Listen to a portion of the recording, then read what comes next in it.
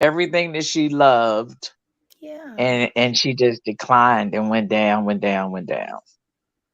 Yeah, So it it's yeah. IMHO Talk Show.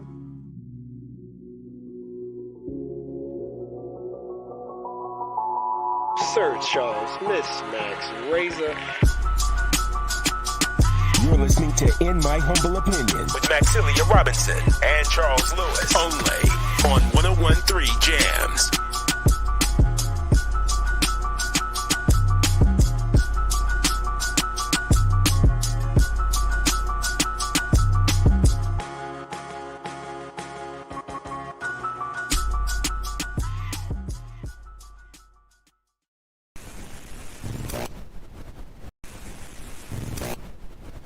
IMHO Talk Show.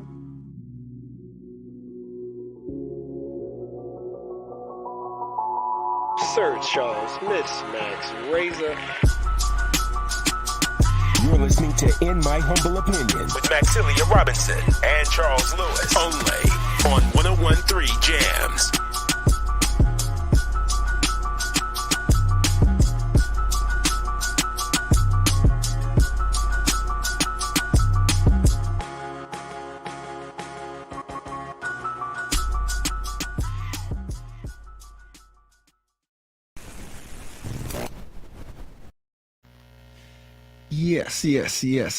Yes. Like we always do at this time. I to the ism, H to the Izzo Talk Show. Sir Charles Razor. Yeah. One more again, and I know there's somebody out there happy, somebody that likes a voice of discernment, somebody that likes a little razor's edge is happy to hear that voice. I don't know how happy I am. I'm gonna be honest with y'all because I found my little groove. I've been at peace with this thing, and now here he comes. Here he comes saying he got something to say. Yeah. He got something to say. No, but you could be anywhere in the world, but you're here with us, and we appreciate that. Man, you know how we do. Right about now, we are live and direct. Tell a friend, Facebook, YouTube, 101.3 Jams in our listening area. We're gonna try to touch on today, some of our faves of the year, and we got big things planned for next year, of course. IMHO. Longest running show on Jams, the flagship station, 101 Jams, #1 for R&B, hip hop, and classics. So that is what it is. But like I said, today we're gonna do things in high fashion per usual. We got the Community Climate Collaborative here. They're going to join us. Second hour, we have some of our friends from over at SQBA who they are actually sponsoring and hosting in Madison County, but it's for all around. We got folks like Tiara Farley from CIC, Akira Nicholson here locally. They're going to be going over to Madison, and so those folks are going to be here today. Speaking of Richard Johnson, Kimberly Sheffield, to talk about financial empowerment. It's a financial workshop they have going on. But first things first. We have with us, as promised, to continue this series that we're doing right now that our good friends over at Charlottesville Tomorrow has been putting on. Aaron O'Hare, reporter extraordinaire. You like how that rhymes, don't you, Aaron? Yeah. That's pretty good. It was good. Yeah, she said I like that. Because I know you're a songwriter and everything, so you can feel free to use that. Just make sure I get my publishing. Awesome. Okay. Yes. Of course. But Aaron is doing this great report right now about Fifeville and the redevelopment that's going on in the ever-changing Charlottesville. I mean, it's really a whole series encapsulating changing Charlottesville, and that's the title of it, Changing Charlottesville. But we had them on first, and we were talking with some of the developers and the neighborhood association when it comes to the conversations and the big changes that are on the horizon for Fifeville. But today, we were following up with some of the residents that Aaron have been in touch with. So the Fifeville residents, they got a say in the private developers' plans and what this agreement looks like. So I'm going to go ahead and kick it over to Aaron right about now so she can kind of bring us and our listeners up to speed as to where we are. And you can introduce who you brought along with you. Sure. Thanks so much for having me on. I always love coming on and sharing the work that we're doing with a wider audience. So I really appreciate that. So as Charles mentioned, I've been working on a few different stories centered around Fifeville. One is part of our Changing Charlottesville series, which is taking U.S. Census data and looking at that to give numbers to a lot of the changes that people in the neighborhoods across town are seeing. And then I've talked to folks in those neighborhoods about their experience, what they've seen. And I mean, it all just lines up so much with the census numbers. And in Fifeville in particular, we're seeing some huge changes. If you're looking at things like household income, it's grown, like the household incomes have grown exponentially. And one of the measures that really stands out is that in 2013, so 10 years ago, the majority, like if you look at different income brackets, more people were in the lowest income bracket in Fifeville, the $20,000 or less household income each year, than any other income bracket. But by 2021, the most recent year that we had reliable data for, it had completely flipped. So there were more residents in Fifeville in the highest income bracket, the $100,000 or more, than any other. So what that says isn't just that everyone in Fifeville is suddenly making more money. That would be great, of course. but that's not what's happening. When you see a change like that, it means that people who with lower incomes are moving out and people with higher incomes are moving in. So we're talking about displacement. And so we're seeing a lot of that in various neighborhoods throughout the city, including Fifeville. And a lot of the residents I've talked to can speak directly to that. So I've brought Miss Durenda Johnson, a lifelong Fifeville resident, with me today. She's one of yeah, thank you so much for being here. Well, good afternoon, guys. Thank you for having me.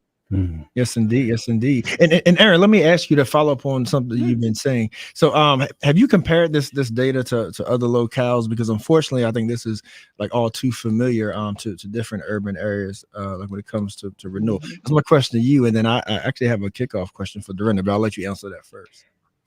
Yeah, like different locales throughout the U.S. Yeah, throughout the U.S. I mean, this is because I want our listeners to kind of put things in perspective. Like this is a systematic thing. It's not necessarily a Charlottesville thing. It's happening all over the country, in particularly in cities, but it's really happening everywhere. I don't have the comparison data in the stories, but personal experiences are just as important as data, right? And I know that my family that lives in the Boston area up in Massachusetts, my grandparents who've lived there for many, many, many years in Somerville, Mass, they've owned their home since 1955. They're really struggling with their property taxes because the area has changed so much and it's become such a desirable place to live that we frequently worry that that they will have to move eventually because it's too expensive. So it's happening everywhere. It's not just a Charlottesville thing. And different localities are trying different things to prevent it or ease it. And Charlottesville is doing some of that as well, like anti-displacement measures. Cities looking at that as they're looking at the new zoning code. But yeah, that's a loaded statement. It is loaded. Like that was loaded with just so many tidbits. And Durenda, like I want to kind of bring you into the conversation because because I want your opinion on something. All right, because I heard Aaron mention things like being more of an attractive place to live, or more favorable. I think you said more favorable place to live. You talk about development because development normally brings business, it brings traction, it brings residents. So Ms. Durenda, as a lifelong resident, can't that be a good thing? Like I want your take on it. Like when you look at people saying, "Hey, we're gonna build this and build that," it almost sounds like we're talking about sort of two different worlds, if you will, two different initiatives. One is we can we can improve the neighborhood, but at the same time, it seems to be like a fiscal government responsibility to make sure people can still afford it. Like, would you agree with that? That it's Right. different things, or do you see it as all bad and just all pushing people out? There we go. Okay. I'm sorry. It went out for a minute. I apologize for that. I don't know what happened, but it went out. Oh, no, you good. My bottom line question was, when you look at redevelopment, like, can it be good, or when it comes to if your local government can find ways to control costs, so people who want to live there and remain there can stay, or when you look at redevelopment, is it just looked at as gentrification? To me, a great deal of it is gentrification. That's to me. Okay. Yeah, and in some ways, what they are doing, who is it benefiting really? Who is it attracting? Okay. And making it appealing for who? Who is it being appealed for? Because it's not appealing to anyone who's making $30,000 a year. Mm-hmm. And they're the ones that I know. Okay. Mm-hmm. I myself, I have lived over here in Fifeville 54 years. Okay. Mm-hmm. My mom and dad bought their home over here when I was 10 years old. Okay. That home that my dad bought 54 years ago was $118,000. Right. No, it wasn't even that much. I'm sorry, $18,000. It was $18,000. Okay. So all of this renewal that they're doing, can y'all hear me? Yes, mm-hmm. absolutely. Oh, okay. So all of this renewal that's taking place, who is it helping? Who is it really and truly helping?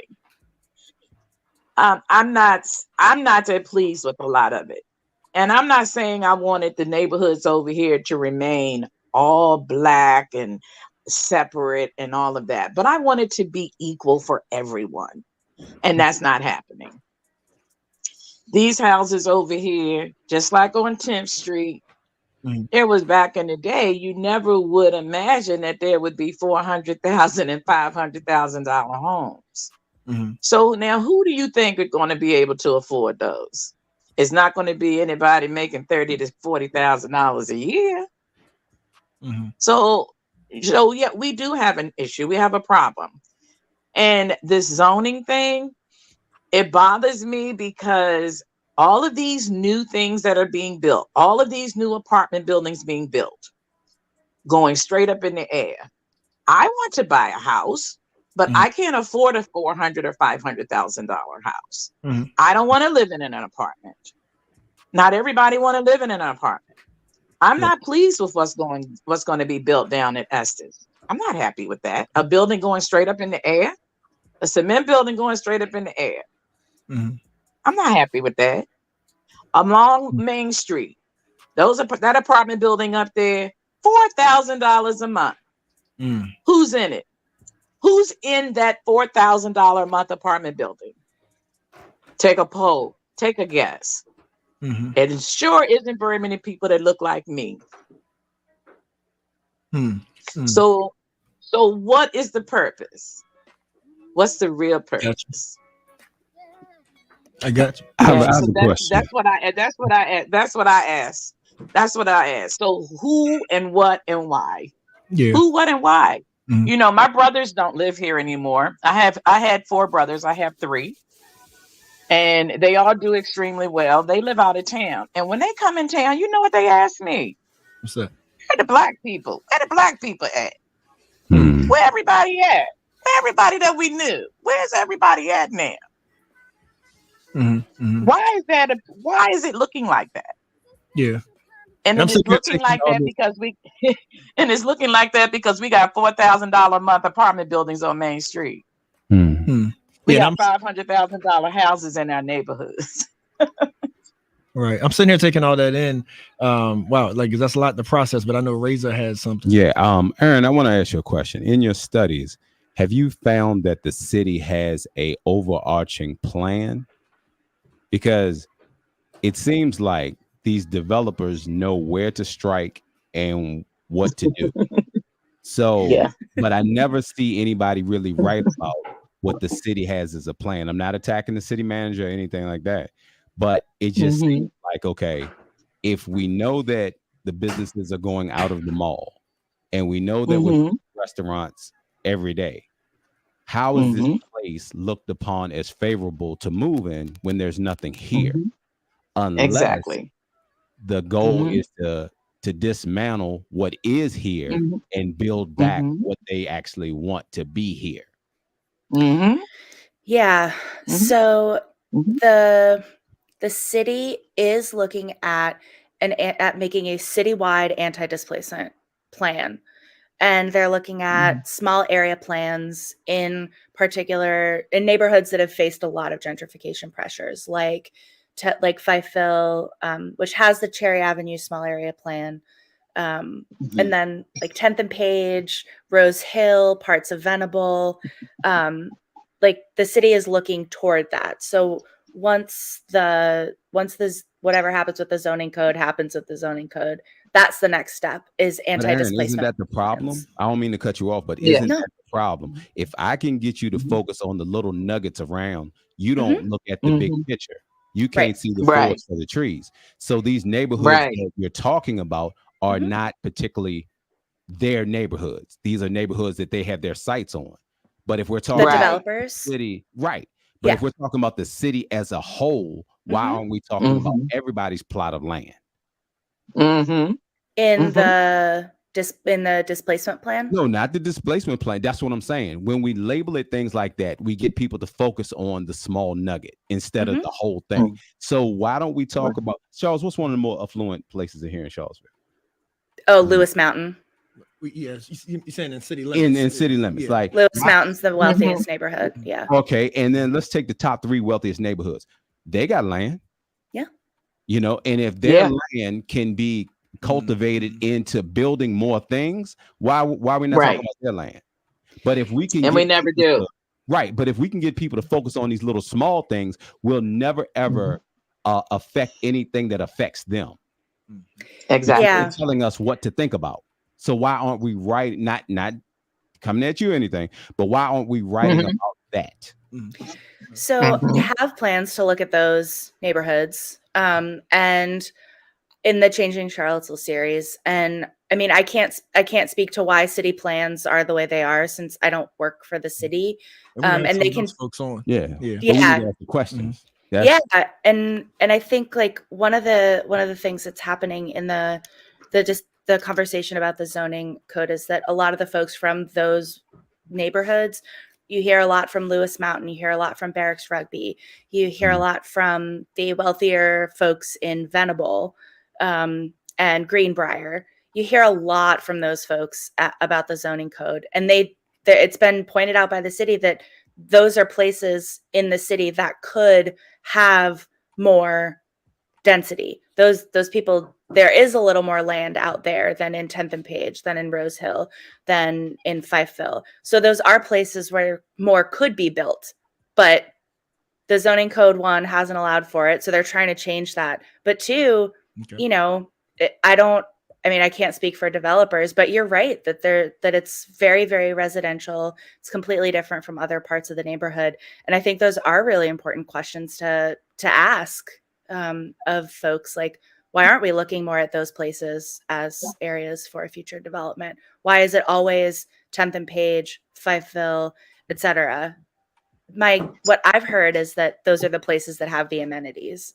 They're walkable to UVA. They're walkable to downtown. That's why people want to live there. And that's why they've been targeted by developers as places that people would want to live. Mr. And, I think all of that within walking distance and all of that, yeah, whatever. Bottom line to me is that they've always taken, and they've taken from those poorest neighborhoods, and they continue to do so because they can do it and get away with it. Yep. Yeah. Bottom line, they've always taken. They take and they take and they take all the time. Yeah. And they continue to do so. And they've gotten away with it for hundreds of years. And that zoning was set up the way that it was set up to do just that. Exactly. Period. There's no more sugarcoating, no more this hemming and hawing. The bottom line is that they've always taken from people that look like me. And that is it. When will this stop? Right, That's it. So, Ms. Dorinda, we got to stop it. Yeah, and that's exactly why when I started the first question that I kicked off with you was to point out that we're dealing with the system. We're dealing with the system. Exactly. Like we're talking a lot about specific neighborhoods within Charlottesville, and like Razor said, there are always reasons that kind of get dressed up and sugarcoated to kind of kind of take your focus off of what's right. the injustices that's really being done. And so that takes us back to the system. How do we change that? And of course, having some of the city reps and whatnot and face to face addressing it.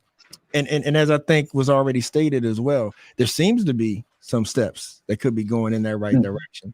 But yes, when you are dealing with a system that, like you said, Mr. Renda, like this is the history of it, right? Like this is what gets done. And I wanted to point with a bigger issue than just Tenth and Page and just Fifeville or whatnot. Right. Like there's mentality. Right. Like that's the reason why we need more people that look like you to be on neighborhood associations. Like that's the reason why people like you got to show up at the zoning meetings and things of that sort. Exactly. Exactly. Well, and also I was going to say it's also why why cities and developers and whoever else, like the folks in charge, need to make it possible for folks like Mr. Renda to attend these meetings and to have the opportunity to speak up. You can't have a meeting in the middle of a work day. You can't only have one meeting when there are people who work two jobs, like making that possible is an important part of making this equitable. So you were going to say, Charles. Yes. Do you remember back in the day when we used to have the thing called the Green Book that told people where to go, where it was safe, right? I've heard about Can you imagine if we were to put out a list of demands and not call it like when Ice Cube was calling like the black goals to become president, anything like that, but we actually had something that people can say, look, if people don't fit these criteria, this is what we're looking for, you're not getting voted in. We come to a collective agreement about these are the things that we want. If you're not putting this in, and we pass that amongst our communities that want change, can you imagine how powerful that would be? Yes, indeed. So I'd agree, very powerful. Yes, I agree. Whether or not Mr. Renda thinks that it is possible at this day and time in Charlottesville and amongst our Black community, the members of our Black community that I'm sure you're or associated with or familiar with their work. I'm sorry that it went out and came back in on that very first part of your question. Sure. So I'm curious as to whether or not you think that the list of demands that Razor just mentioned are possible. Is that even feasible amongst the Black community here in Charlottesville for us to come? What we need to do first as a community is come together as a community. We got to be together. It would be possible if we could get beyond some of the BS that we hold against each other. We're so busy pulling each other down instead of supporting one another. We got to be together. We are strong. We were born strong. We were born to take on the world. But we also are so guilty of pulling each other down and not supporting each other. And we got to come together as a community. Come out, speak up. Get on these boards, get on these commissions, get involved, get these young people, our young Black people, get them involved. They need to be involved. They need to know, they need the knowledge. We're doing ourselves a disservice because we are not together as a community. We got all of these people making decisions for ourselves and for our communities that don't look like us. We need people like us that look like us to help to make some of these decisions. We got folks in this town, Black people in this town, and I'm gonna say it, and I may upset a lot of people, and I'm sorry. Sorry. But we got Black people in this town that make a whole lot of money. Mhm. That make a whole lot of money. And you turn your back on your community. Mhm. What are you doing to invest back into it? Mhm. Okay. Mr. Linda. So things like this, it will be possible. It could be possible.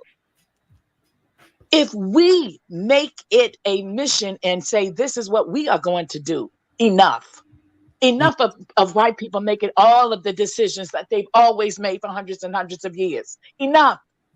Mm. Mr. Render. We got a lot of smart people with money.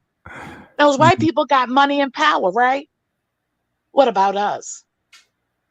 Mm. What I about got a us? question for you. I got a question for you, Yeah, I Mr. got Render. something for that, but go ahead. The Thank you. Don't make it too hard.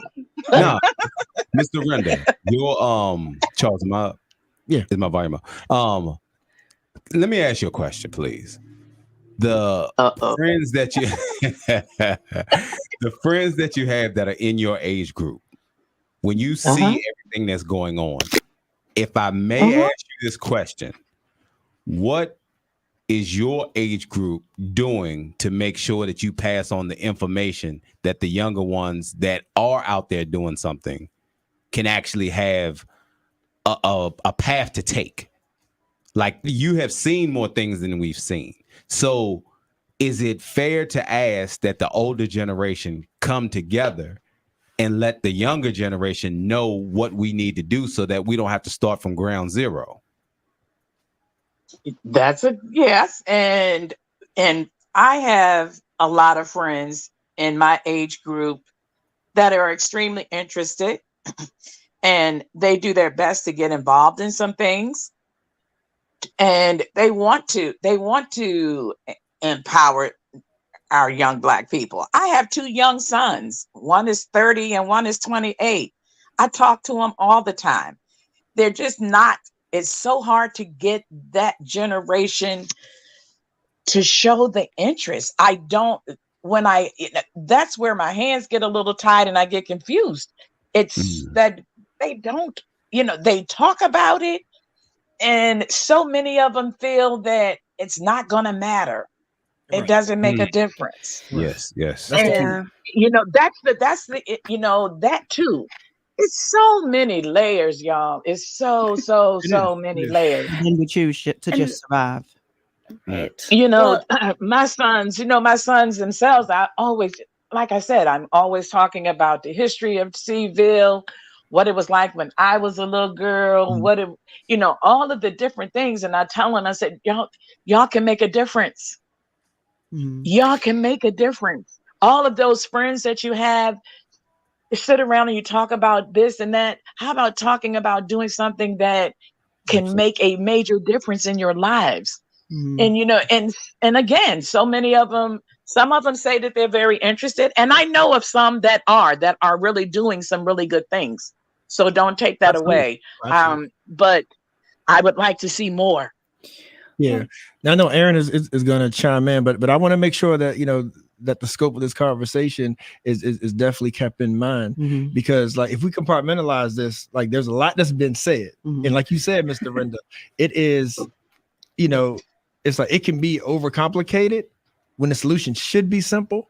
But the fact that this conversation is going so many directions shows that it's just as complicated as it is simple, right? Because we're talking about a historic issue of white supremacy. Let's call it what it is, right? Yeah, and then that fed into a lot of self-hatred for Black people. Yeah, right. Yeah, like amongst ourselves, and so now we're in a generation to where a lot of our kids think that we're post-racial. They really believe that we're post-racial, and it's just about getting to the money, right? So then so that's kind of where we are. Because when you talk about money, Mr. Renda, like you said, before I kick it to Aaron, like since I brought this up to Steve there, let me ask you this question, Mr. Renda. If there was a majority of Black people, and I always want to ask everybody these questions that are in such neighborhoods, if it was a majority of Black people with money moving in, would your feelings be the same?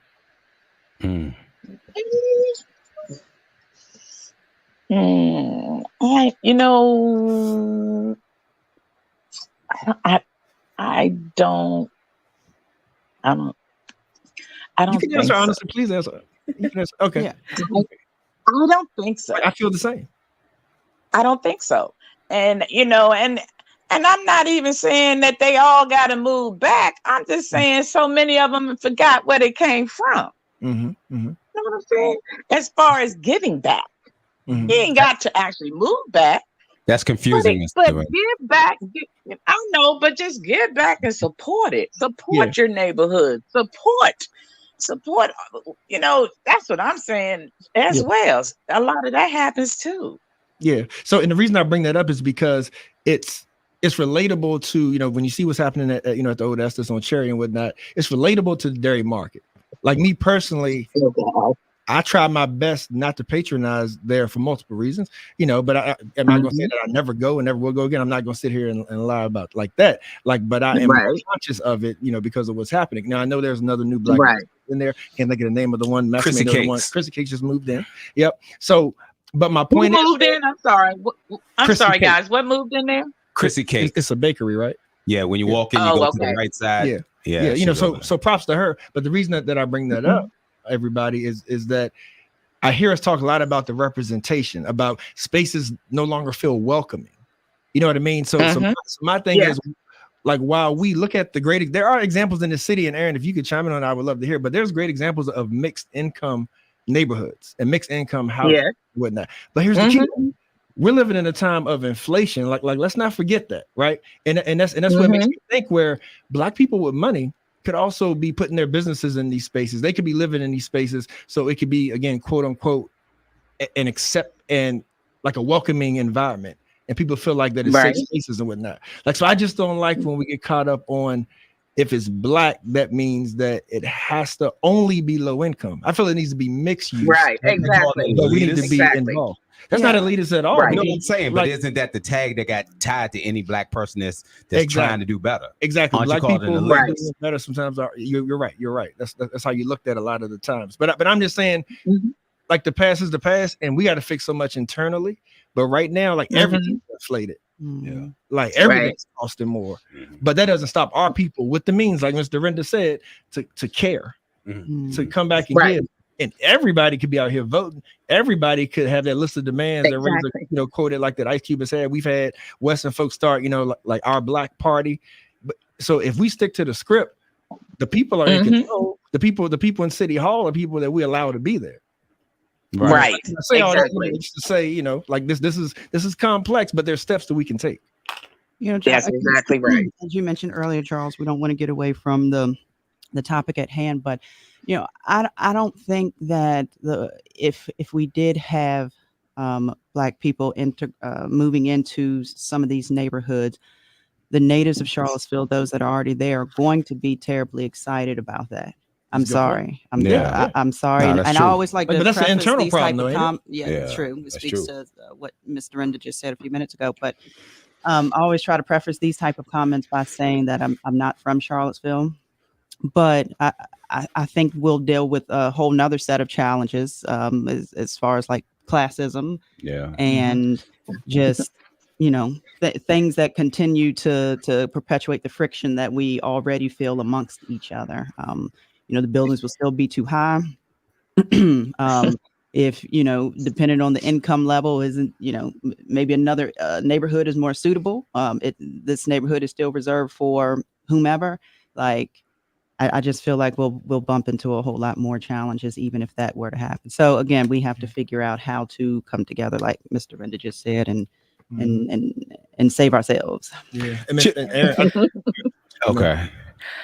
You've been trying to chime in. Yeah, I just, like, on the topic of young people, I did talk to a number of young people in Fifeville for this story that we're talking about the 501 Cherry Ave development, and they couldn't join us today, and I'm really bummed that they couldn't, because that's the kind of representation we're talking about, right? That young folks, like, we want them more involved, and from my understanding, and based on who I talked to, they were pretty involved in speaking up about the 501 Cherry development. I talked with a young woman, Nisha Allen, who's 25 years old, And she has a lot, like she has a lot of space in the story. So I'd encourage folks to read that story on our website. It's called Fifeville Residents Got a Say in a Private Developer's Plans by Making an Unusual Agreement. And Nisha was one of the young people who spoke up. She's 25. She grew up in Fifeville with her grandmother, but she can't afford to live in the city anymore, never mind her own neighborhood. She just can't. And that's the case for so many young people. And for her, she would love to live in Fifeville again. She said that she loves that there's a very family-oriented aspect. It's where she feels comfortable. It's where she grew up. And so for her, she sees the 501 Cherry Ave project as maybe a place that she could afford on her income. So she's like, this could be my chance to move back into the neighborhood. And she's so brilliant. I really wish she could have joined us. And I spoke with a young man, Tron Jackson, who's 19, and he also has grown up in Fifeville. And he was talking about how, his whole life, his parents have talked about affordable housing. They're like, it's so expensive. It's so expensive. And the fact that that's on a 19-year-old's mind, right, to me, I think that doesn't say very good things about Charlottesville.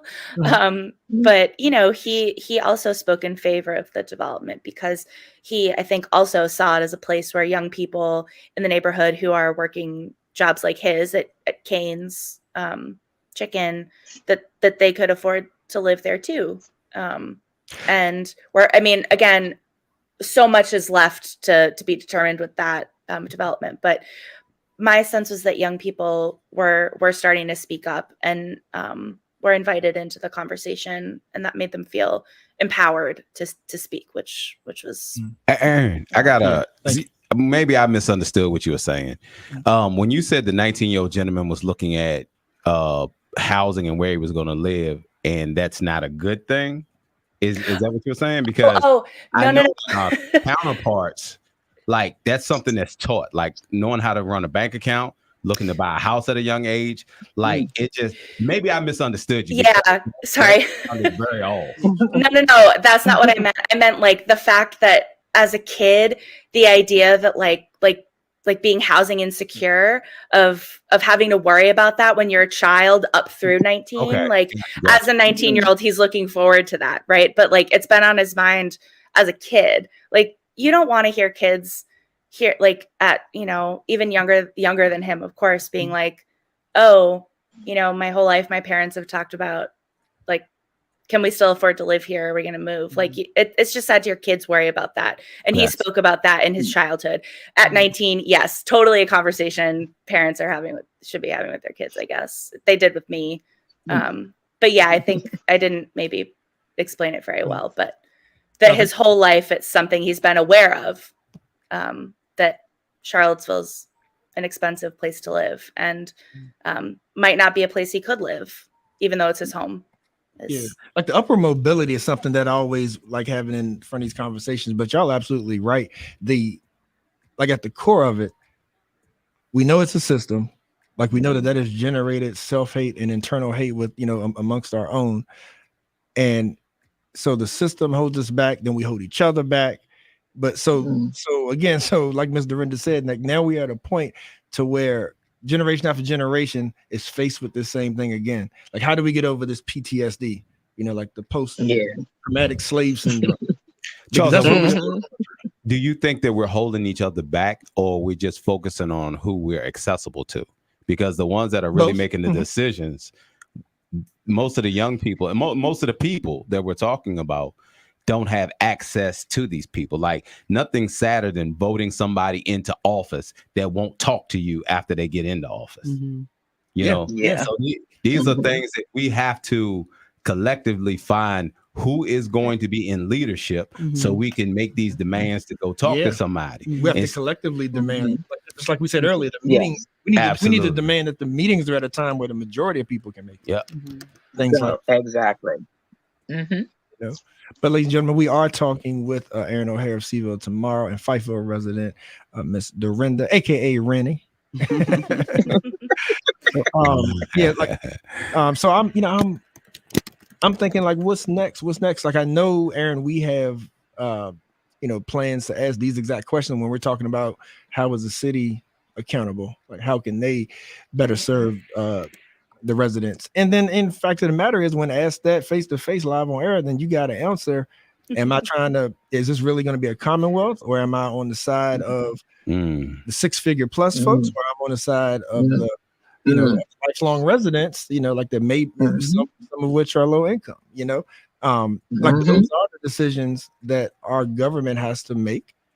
And again, like that's not going to be an easy change because that's a worldwide system, right? It's a worldwide system against people of color. But Charlottesville always claims to be so liberal, being a progressive blue dot in the South. And all that stuff.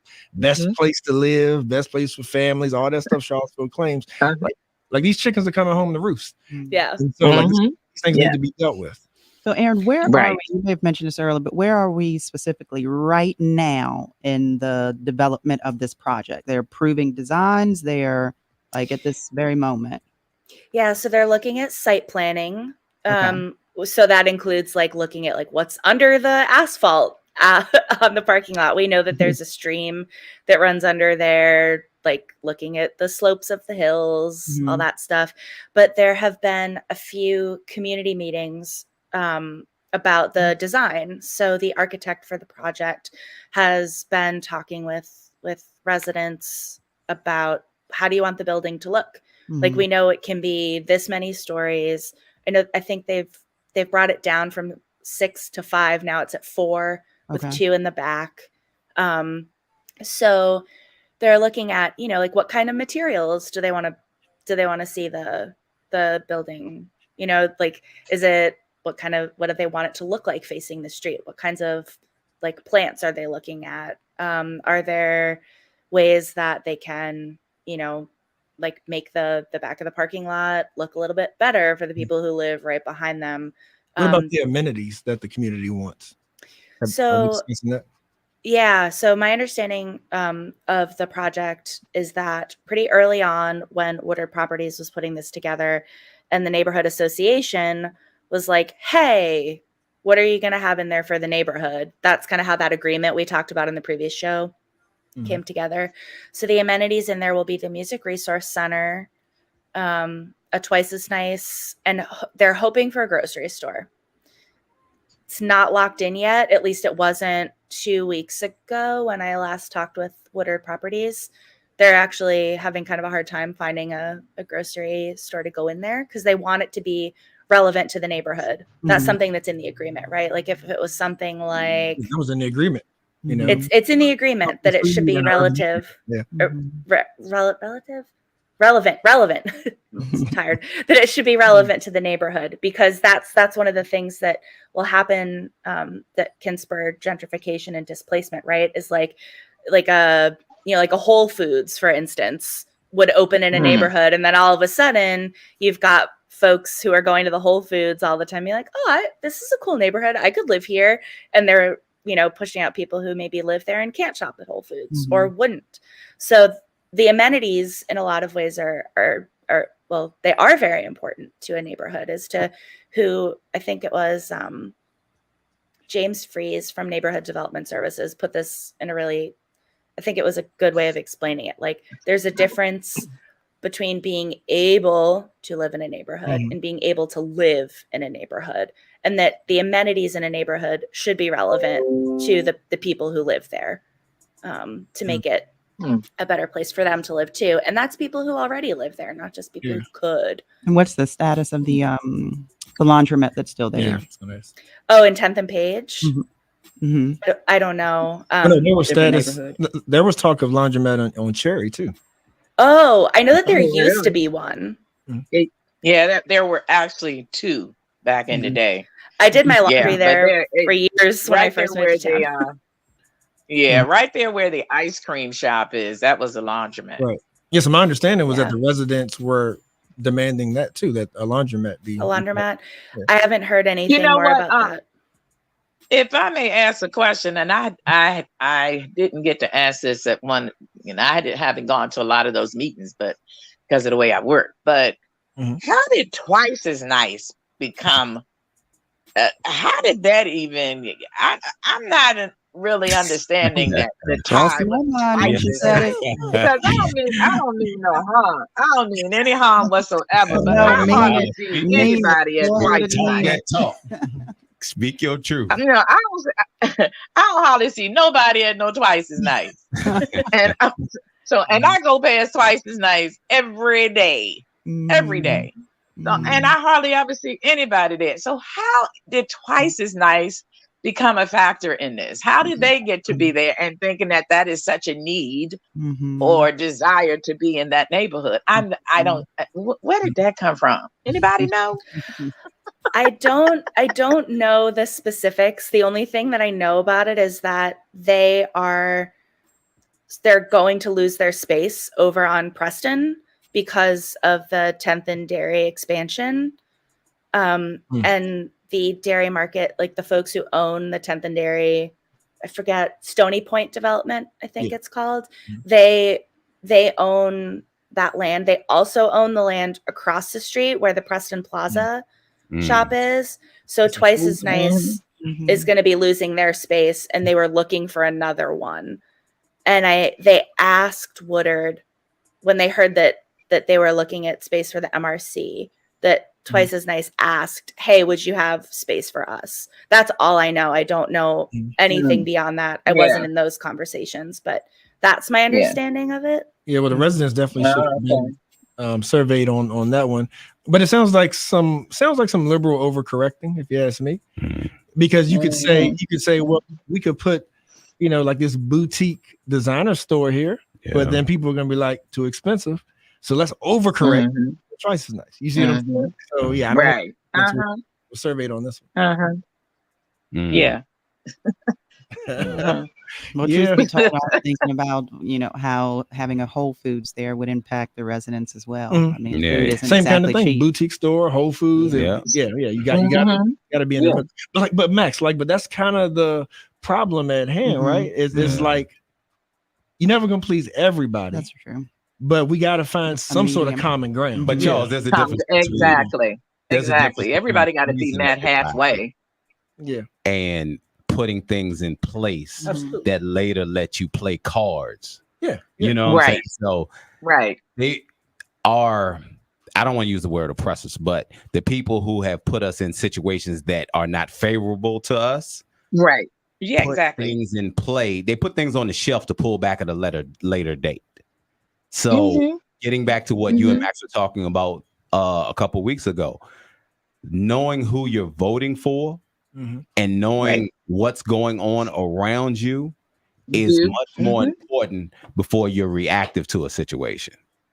Because then it's hard to make change because so many things are put in place that you got to do this and you got to do that. When all you had to do was just find out who you were voting for and not vote for them. Exactly. Yeah. Exactly. And be sure to start voting. Yeah. A lot of people haven't voted since Obama. Exactly. Yeah. Be sure to vote. That's no more this, I constantly hear. In your local election. Voting that. And as we hit the top of the hour, I personally always like closing with accountability. Right, because there's still so much that we could do. Of course, applying pressure to our public representatives, but just internally though, that has still been a common thread of this discussion. If y'all have noticed that, so it is still a matter of us, Razor, from an economic standpoint, of us, those of us who can, being the ones who benefit off of development. And things like that, and then creating space, creating welcoming spaces for Black folk to want to patronize, and developing future business leaders and things of that sort. You know what I mean? So, and we need to take care of our neighborhoods, right? Yeah, it's like there's nobody else's fault. If we can't get it together amongst ourselves, then how we expect we're gonna go in somebody else's house? But Charles, the difficult part. The difficult part about that is when we tell people what they need to do to come up to speed, it's called judgment. You know what I'm saying? People play that card when you say there's always a card. Right. People play that card when you say, okay, look, this is what we're going to do. Everybody like, yay, but this is what you need to do. Oh, you going to judge my household? Hey, I'm here because of what happened back in 1846. And it ain't never changed. And don't nobody listen to me. And you don't care. And then it becomes that. So then, 2023 turns into 2024. That turns into 2025. And the hamster wheel that you were talking about, we're still in it. Because when you call for accountability, the person who doesn't want to be accountable calls it judgment. And Black neighborhoods are fighting for so much more. As you all know, the city is drafting a new zoning ordinance. And you have a lot of members of the community who've expressed their opinion about the ordinance in terms of like high density and, different things like that. But when it comes to Black neighborhoods, I'm hearing the other side's concerns, but it seems like the Black neighborhoods are fighting for so much more. It's the very integrity, right? The very integrity of their neighborhood that they're constantly in this perpetual hamster wheel of defending, protecting, fighting for, holding on to, whatever you want to call it. And, I don't know if people see it and choose to ignore it, or it's just, I think it's a matter of value altogether, or. Yeah. So we have, I'm sorry, did I cut you off? No, you're fine. So we have Sarah, who was on with us, who's the leader of the neighborhood association. We had Sunshine Mathon on, who's in charge of Piedmont Housing. So, Mr. Render, would you agree that we do have allies? Because in general, and Max, this is a question for you too, if you feel at liberty to answer, it's like, do we believe that we can have like allies like that aren't just Black people? Because public opinion seems to be like that, that at least the way that Sunshine and team goes about the business is a reputable way. Perfect? I'm sure it's not perfect. But if that's the case, reputable, then how do we just become part of the process so our people benefit off of it, instead of it being, if you're developing, that means you're pushing us out? Because I don't think it automatically equates gentrification. That's sort of a mental stigma that I think we need to get over a little bit. Are you it's sure? Like it doesn't automatically. Sure? That's a slippery slope, right? It is, but it's not automatic. What I'm saying, Ray, is before we even get to the table, a lot of times we just be like, it's gentrification, so that means I got to go. But that may not mean you got to go. That means that we got to be a part of the process. Well, okay. So that's also how we scenario that I'm thinking about is we have these developers who choose not to include that drop their AMI of their units below a certain percentage. And so rather than having affordable units within their development, they'd much rather pay into the affordable housing bucket to the city, and then the city then distributes that to the Charlottesville Housing Authority or your PHAs or different things like that, who then take that money to further develop what they already have or create these other areas, other developments that are also low income. So is that not gentrification? Yeah, we questioned Lloyd about that last year. Pay to play. That's all it is pay to play. Oh, how much I got to pay you so that you leave me alone? Oh, here, go ahead and take this. And then the money just goes to other affordable housing companies, institutions within the city who either further develop what they already have or create other low income developments. Yeah. So that's my point, though. So that's my point. If we don't intervene, then that's the end result. My point is that we can't just sit back and complain and predict the future if we're not intervening and trying to change the process. But you're absolutely right. That is going to be the outcome. If we're not taking care of our own communities and unified, standing up together against whoever has the who has the disproportionate laws that they're implementing and zoning that they're implementing. Yeah, and that's a change in the proposed zoning ordinance, that having your affordable units is no longer an option. Like, that's a mandate, that there's no, like, you can have the choice to either pay into the fund or have your units. You have to have the affordable units. So that is one change in the zoning ordinance that, if it passes, I'm curious to see how that works. Right. Y'all got to do is do you know whether or not, I should know the answer to this, whether or not special use permits or special acceptance permits would help, would be kind of a loophole for developments to forego that? That's a good question. I don't know the You got to get rid of answer. all those. If you really want to fix it, like you said, Max, they got to get rid of all the ways that I can, just pay to play. You can't have an option. Like it's basic. Like if you give me an option of being able to get out of something by just giving a couple dollars, I just charge it to the people. And then the city says, oh, well, they gave us this money that we can use to build more of the city, but then they disperse it to who they want to or who always gets the money. And we're still left looking around trying to figure out, where we fit, what we do. And before you know it, now we got 2-3 generations who are in housing and all these other programs that never used it as a stepping stone because really the rope was always too short. The next part of the argument is if we implement those type of changes, Aaron, then developers will stop coming to Charlottesville. Yep. And that's okay. That's okay because really what we need to be doing is trying to find ways to purchase land. That's why I'm glad what y'all have part of the show. Like, y'all did an excellent job with putting this show together. That's why I wanted to come back here today. And Charlottesville only has 10 square miles of land. Absolutely. So that's it. So they're going. It's always a rebuttal, Razor. But think about it. If they build up what we're known for, the beautiful mountains, the beautiful hills, the trees, and everything, you don't see them no more. So now they want to tell somebody, how do you want your building to look that you can't live in, that you can't live in? That makes no sense to me. So that leads into that leads into another show of the county and the relationship between the city and the county, because knowing that the county benefits off of the Charlottesville name and population and everything else, that means that there has to be a better relationship that creates opportunity for both and for all. Albemarle is a problem. Yeah, because that's a toxic relationship, because you see that Charlottesville, you see that the city is landlocked. And there's many ways that you benefit off of it. And there's ways that you could help with the issues, not just benefit. Yeah, Albemarle is a problem. Whether you talking about going east, west, whatever, like the way they have the land set, I'm not from here, so it's easy for me to see where the problems are.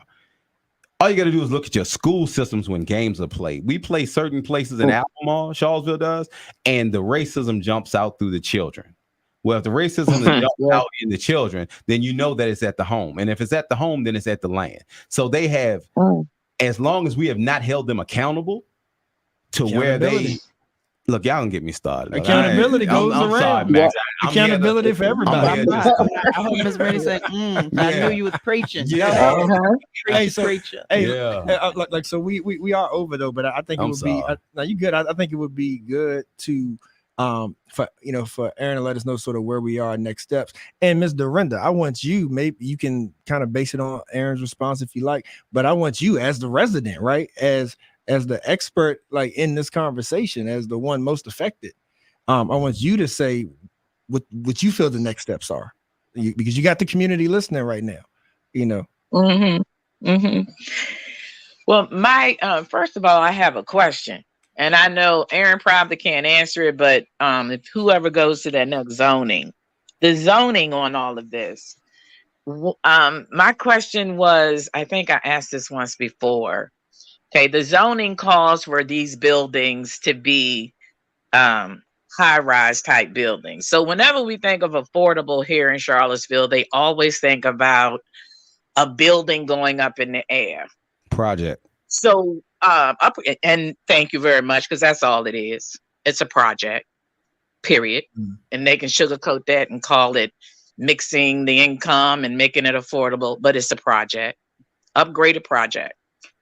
So when and hopefully this new zoning will call for houses, affordable houses.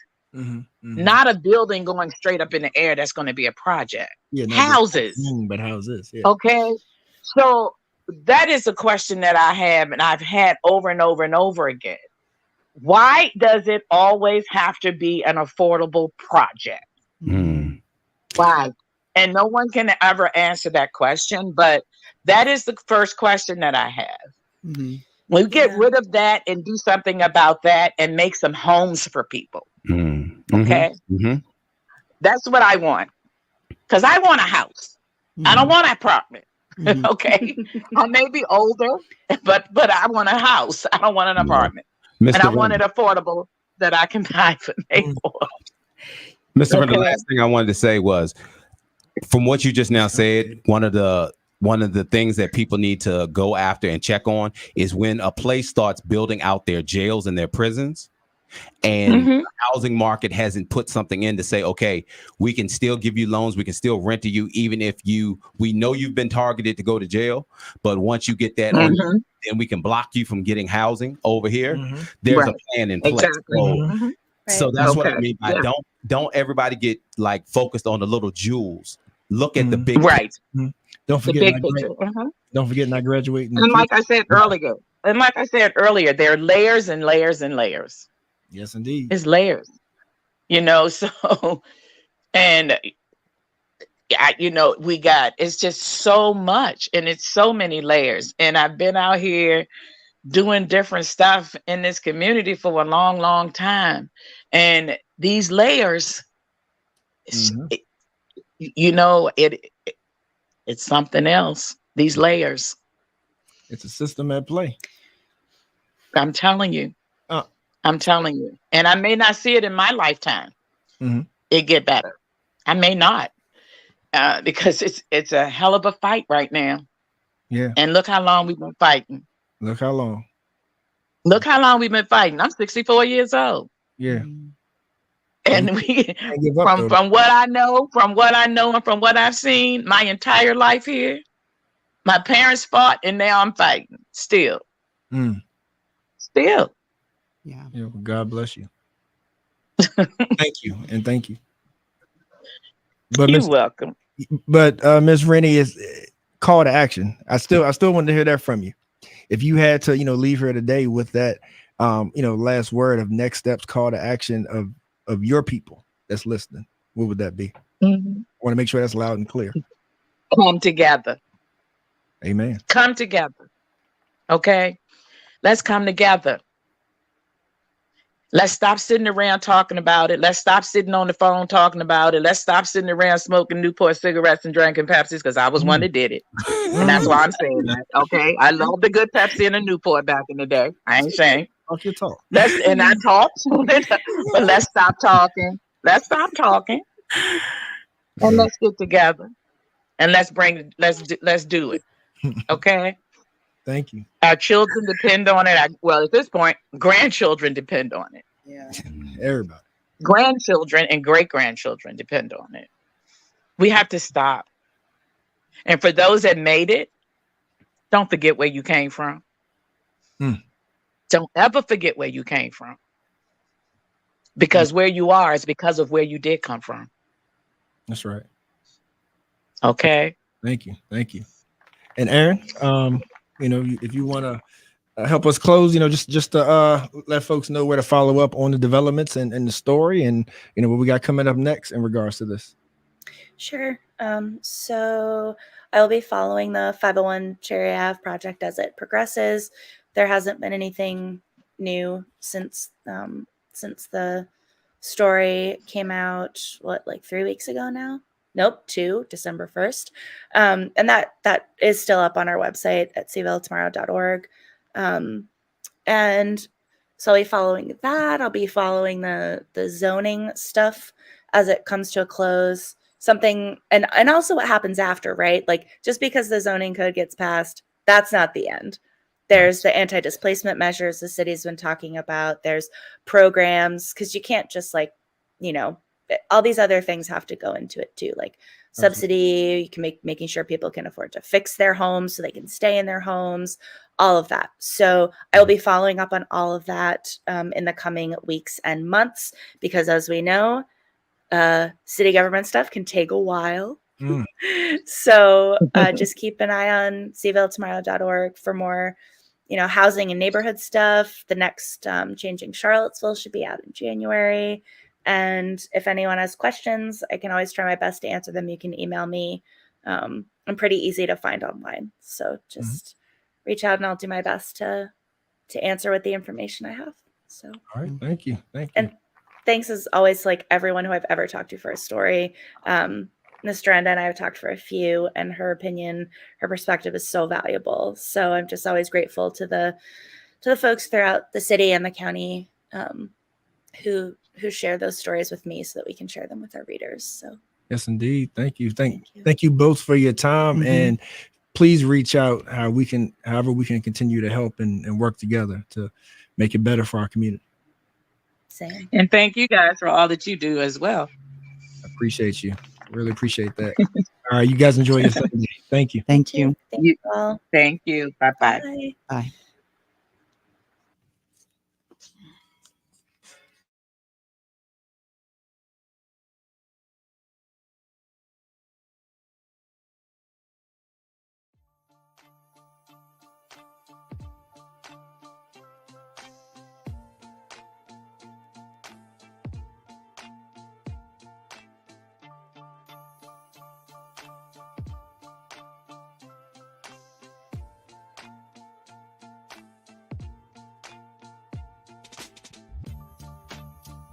We live in a society in which structural racism is a very real thing. We are all dealing with that in every aspect of our lives, and the media is a reflection of our community. Historically, black people have been portrayed a certain way in the media to justify normative assumptions around political and social issues. More black people behind the cameras, in front of the cameras, more producers, more people of color producing, so they can go and get the content that's needed so they can highlight our attributes. I've been in this industry for 15 years, and I've seen firsthand how our voices just aren't heard. Even if you're in the newsroom, sometimes you get completely ignored and stereotypes are allowed to perpetuate. And one thing we want to do is combat that, and also bring information to people so they can be as informed as possible when choices are made in this city, so they can do whatever they can to get their voices heard. What I believe can be done about the situation is to have more people of color creating news stories, more people who have a interest in and a social consciousness that relates to the stories that they're telling. Charlottesville Tomorrow looks at these issues. We can present them on IMHO. Vinegar Hill Magazine can take that a step further, and just together we can just make this thing that can be an example of how we can change the media landscape, how we can be more inclusive to get these voices in, to get these people heard. That's just one thing that doesn't happen in so many places, and it's a shame. We think we live in a society that's very progressive, and we're talking about equity and diversity and inclusion and all these things. Still, the way that black people, and I would say, and I would argue, especially black men, are portrayed by the media is incredibly dangerous, and you've seen the sort of tangible violence that it's led to over the past year. The community can support the SIM project by first and foremost giving us an opportunity. We understand that it can be difficult to give trust right now, especially considering the current social and political environment. But this project will only be as successful as the community allows it to be. And so we ask you to give us the opportunity to do the work, critique the work, and make sure that we stay aligned with the vision. Another way that the community can get behind the SIM project is through engagement. We want to hear from you. We want to know what you're talking about. We want to put your stories out there. And so whether it's reading the articles written by Charlottesville Tomorrow or Vinegar Hill Magazine, or tuning in to In My Humble Opinion on Sundays on 101.3 Jams from noon to 3 p.m., either way, we want you engaged. We want you to be part of this. The community can also support the SIM project through funding. To learn more about how to support SIM, you can visit our website. Thank you for your support.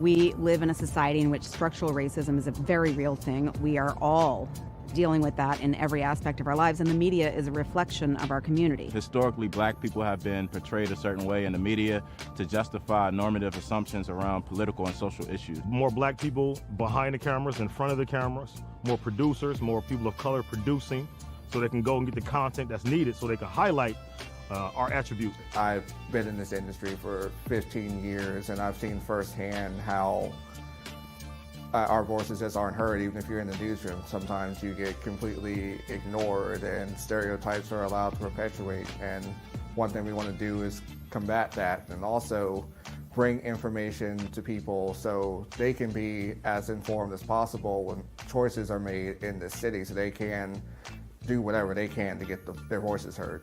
What I believe can be done about the situation is to have more people of color creating news stories, more people who have a interest in and a social consciousness that relates to the stories that they're telling. Charlottesville Tomorrow looks at these issues. We can present them on IMHO. Vinegar Hill Magazine can take that a step further, and just together we can just make this thing that can be an example of how we can change the media landscape, how we can be more inclusive to get these voices in, to get these people heard. That's just one thing that doesn't happen in so many places, and it's a shame. We think we live in a society that's very progressive, and we're talking about equity and diversity and inclusion and all these things. Still, the way that black people, and I would say, and I would argue especially black men, are portrayed by the media is incredibly dangerous, and you've seen the sort of tangible violence that it's led to over the past year. The community can support the SIM project by first and foremost giving us an opportunity. We understand that it can be difficult to give trust right now, especially considering the current social and political environment. But this project will only be as successful as the community allows it to be. And so we ask you to give us the opportunity to do the work, critique the work, and make sure that we stay in line with the vision. Another way that the community can get behind the SIM project is through engagement. We want to hear from you. We want to know what you're talking about. We want to put your stories out there. And so whether it's reading the articles written by Charlottesville Tomorrow or Vinegar Hill Magazine, or tuning in to In My Humble Opinion on Sundays on 101.3 Jams from noon to 3 p.m., either way, we want you engaged. We want you to be part of this. The community can also support the SIM project through funding. To learn more about how to support SIM, you can visit our website. Thank you for your support.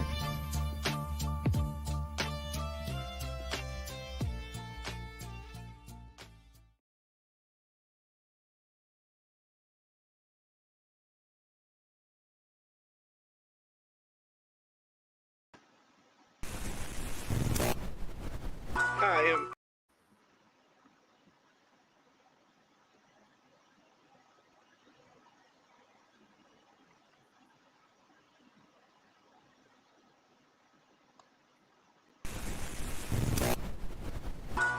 IMHO Talk Show.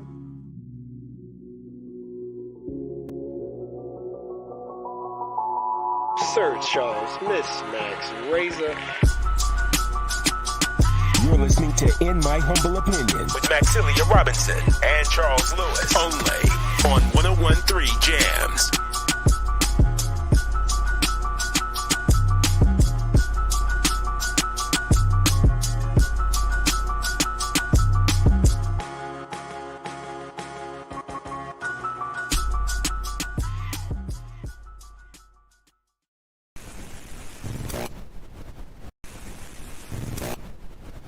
IMHO Talk Show.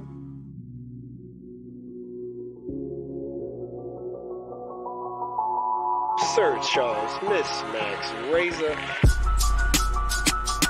You're listening to In My Humble Opinion with Maxilia Robinson and Charles Lewis, only on 101.3 Jams.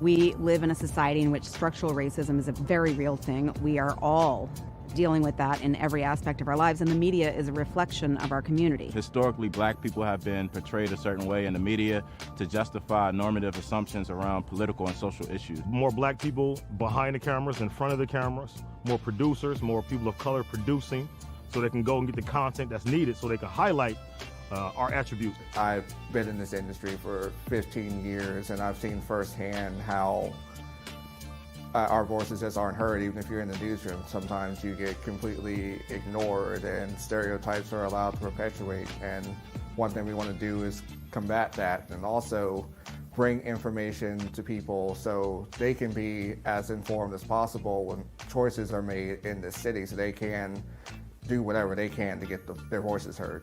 What I believe can be done about the situation is to have more people of color creating news stories.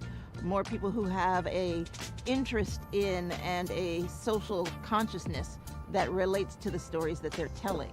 Charlottesville Tomorrow looks at these issues. We can present them on IMHO. Vinegar Hill Magazine can take that a step further, and just together we can just make this thing that can be an example of how we can change the media landscape, how we can be more inclusive to get these voices in, to get these people heard. That's just one thing that doesn't happen in so many places, and it's a shame. We think we live in a society that's very progressive, and we're talking about equity and diversity and inclusion and all these things. Still, the way that black people, and I would say, and I would argue, especially black men, are portrayed by the media is incredibly dangerous, and you've seen the sort of tangible violence that it's led to over the past year. The community can support the SIM project by first and foremost giving us an opportunity. We understand that it can be difficult to give trust right now, especially considering the current social and political environment. But this project will only be as successful as the community allows it to be. And so we ask you to give us the opportunity to do the work, critique the work, and make sure that we stay aligned with the vision. Another way that the community can get behind the SIM project is through engagement. We want to hear from you. We want to know what you're talking about. We want to put your stories out there. And so whether it's reading the articles written by Charlottesville Tomorrow or Vinegar Hill Magazine, or tuning in to In My Humble Opinion on Sundays on 101.3 Jams from noon to 3 p.m., either way, we want you engaged. We want you to be part of this. The community can also support the SIM project through funding. To learn more about how to support SIM, you can visit our website. Thank you for your support.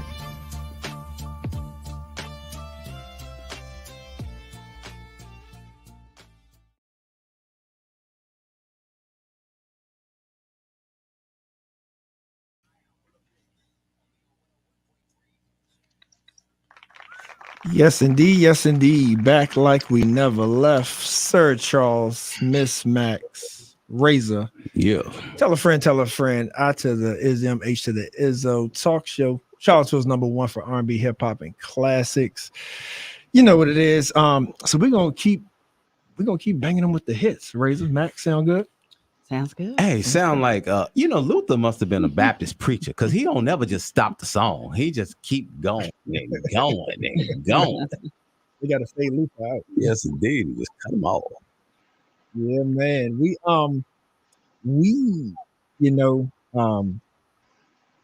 you threw me off. You threw me off, bro. That's what I do. Hey, look. Let me tell you something though. Did you know that Luther's first public appearance was Sesame Street when he was 17 years old? I didn't know this the other day. But I digress. Did you know Luther actually had a Razor Jerry curl digress for 15 years? And I'm just following. Razor, I'm gonna leave you alone. We got guests. Oh, right my about bad. now. I'm sorry. Man, I gotta act like people. Yeah, man. You act like we got company right about now. All right, so we are joined, as promised, y'all, by none other than the good folks from over at SQBA and friends, because they are going to have the 2024 Financial Freedom Interactive Workshop. Yeah. And it's to discover your roadmap to financial freedom. Give it up for that. Love that name. Okay. SQBA. Right. Now what Right. So acronym? yeah, so SQBA stands for Strong Quality Basketball Association. They are the hosts that organized this, and it's going to be Saturday, January 13th, 11 to 1 p.m. at the Antioch Baptist Church in Madison, Virginia. The information and presentations, along with Q&A sessions with guest speakers, Some of those guest speakers will be moderator, our girl Tiara Farley of CIC. Okay. Gonna have our homeboy Richard Johnson of Pearson Smith Realty. He's a real estate agent. Alex Lewis, a lender at Integrity Home Mortgage. Akira Nicholson, money coach for all the plans. And Kimberly Sheffield. She's an insurance specialist. And so you got quite the lineup. Quite the lineup. Yeah. So their topics are going to include insurance, home buying, credit repair, money management, protecting your assets, right? And Black folk, we know how y'all are, so there will be refreshments and giveaways. Yeah. So you get a little something in your belly, and you may leave with some free stuff. All right, Black folks, will show up. That's all you need to know. Like, you know, yeah. When I went through the topics, they probably like, but are they feeding? But where's the food? You know, but with all that being said, thank you to our guests that are joining us right about now. So out of that just distinguished lineup, we have with us Akira, Richard, and Kimberly. How are y'all today? Good afternoon. Good to see you. Good afternoon. Yes, indeed. Good afternoon. Thanks for having us.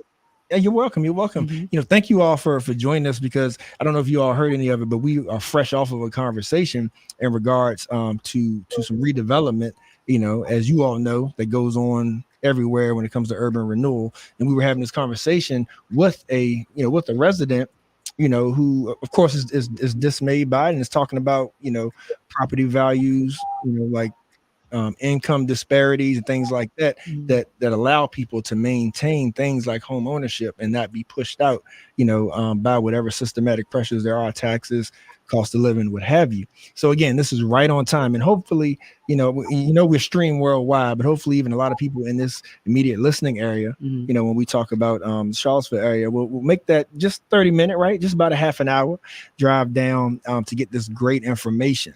So man, so who wants to kick it off? Who wants to kind of, you know, give us the intro on how this workshop came to be, you know, the inspiration behind it? Yeah, I can start it off. So this workshop came, me and my buddy Frankie Lewis, who was in the barbershop talking, and one of the things that we was speaking about was life insurance, you know, and I was giving him, you know, about a bunch of options with life insurance that you know people can do. They can take money out or have multiple insurance policies. So you know, everybody in the barbershop is like, man, we didn't have no idea. We thought that you can only you know, take out money, you know, when you die. Like, no. So I got Kim on the line and, you know, put it on the speakerphone in the barbershop, and you know, and she wowed everybody, and you know, and Frankie like, man, we should you know, get this to the people, because so many people don't know. So that's one of the reasons why we wanted to do this event to you know, just to educate the people. So many things that people don't know, or we grew up nobody telling us or explaining things to us, and we just want to try to maybe hopefully break some generation curse and, you know, do some good things. Man, that's a heavy undertaking, but also important. You ended it with breaking generational curse. I love it. And it looks like y'all have a good team is up for the task. So I heard you mention Kimberly. So Kimberly, anything you want to add on to that as far as what excited you to want to get involved with this? So I think that we all truly believe that if we can get it in the people's head, we can get it in their lives. So collectively, we just all want to come together, spread information, get the information out so that people can apply it specifically into the new year. Let's get the people motivated and the information out to them, and let's get it going. Yes, indeed. Yes, indeed. Now, Kara, you weren't one of the organizers per se, but you are one of the participants. So like anything you want to echo or anything you want to add to that as far as the importance of this and what made you want to take your time to be involved? Yeah, I think one of the things that is most important about the event that we're doing specifically for Black and Brown folks is that we're here people every day talking about the importance of financial literacy and the importance of knowing what to do with your money. But a lot of times, a lot of us come from places where, one, not only were we not taught what to do exactly with our money, but we have a lot of that generational trauma that introduces emotions about our money. how we feel about debt, how we feel about saving, how we feel about spending. And if we don't also acknowledge those things, we're not going to be able to be consistent with the habits that is going to get us closer to our financial goals. So how can we not only talk about financial literacy, but talk about the emotions that come with it, so we can make sure that we're dealing with that as well, and we're healing some of those generational financial traumas that have been passed down ever since some of our ancestors weren't even able to make an earning from what they were doing their labor with. Those things are been passed down to us. So we need to couple the financial literacy also with the money traumas and the emotions that come from money. So I think that is going to be something that's important to also touch on in this discussion, because that's something that we do not hear with when we talk about financial literacy. Yes, indeed. Thank you for that. And you know, I kind of gave an introduction, but I want everybody to just take a moment real quick to let everybody know, like sort of your expertise, what you're bringing to the table. So, Kira, since you already have the mic, I'm going to let the folks know, you know, your profession as it relates to this. Sure. My name is Akira Nicholson, and I'm a money coach for women. So I help women specifically with coupling healthy money habits and overcoming some of the money traumas that they've experienced in the past or that has been passed down to them, so that they can reach their financial goals, whether it's saving, whether it's paying off debt, whether it is, you know, trying to build up a retirement or sending your kid to college. So I help them pair what money habits and the emotional impacts that comes from our history with money with their financial goals. Thank you. And Kimberly? So again, my name is Kimberly Sheffield. I've been in the insurance industry for over a decade. I specialize in life and health insurance. However, I do it all: auto, home, fire, commercial, business. But again, my specialty and passion is fueled by the life insurance piece. All right, thank you. Richard? Yes, Richard Johnson with Pearson Spirit Realty, office in Ashburn, Virginia, top producer. I help with selling homes, buying land, rentals. I do all Northern Virginia, Central Virginia. So pretty much everywhere. Thank you. Hey, now Razor and Max. I know Max has something for y'all, but correct me if I'm wrong. Yeah. Correct me if I'm wrong, but the good book says our people perish from lack of knowledge. Absolutely. And am I right? So we sit here all the time talking about, you know, trying to provide the keys and the tools. So I want to shout out these three beautiful Black people right here who are successful in what they do, and they are constantly trying to empower us. Now it's up to us if we're gonna be receptive or not. Yeah. You feel me? Right. So yeah, so thank y'all. Max. Yeah. So sure. And any one of our guests can choose to respond to this. So in thinking about financial freedom, I'm sure there's a lot of listeners, a lot of people who feel like financial freedom is equated to higher income, right? And so maybe you all can kind of clear up the misnomer of whether or not financial freedom can, and the things that you have that you'll be covering during your workshop: insurance, home buying, credit repair, money management, protecting your assets, can that be achieved on a fixed or lower income? That may be an Akira question. Yeah, so I'd say. Yeah, so I think that, first of all, how can we acknowledge that earning a higher income is possible for us? Number one.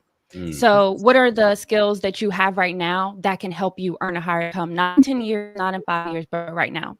But more importantly, even when you earn a higher income, we have to know how to manage the money that comes with it, because we see people all the time making multiple six figures, and still in a paycheck to paycheck cycle, still not knowing what to do with their money, still not saving money, still not putting money for retirement. So first, yes, that is achievable for you in order to make a higher income. But most importantly, it's going to matter more what you know how to do with that money, and that education come out, and adopting some of those habits comes right now. And then when you make that higher income, when you are earning more money, you already know what to do with it, so that you make sure you're on track to reaching those financial goals. I have a question. Thank you for that. And I want to preface it by saying I'm not talking about myself. I come from the age group that, you know, mass incarceration came from people doing a lot of things that the government didn't track their money. So when once you reach a certain age and you have this lump sum of money that you really can't account for, how can a person rotate that over into what you're talking about and what you're teaching when they really can't show where the money really came from? Now, I am not talking about myself. Wait a minute. I'm just. All right, let me I'm translate that. Razor asking said, "How can he for wash?" a friend of mine. How can he wash this money? Next question.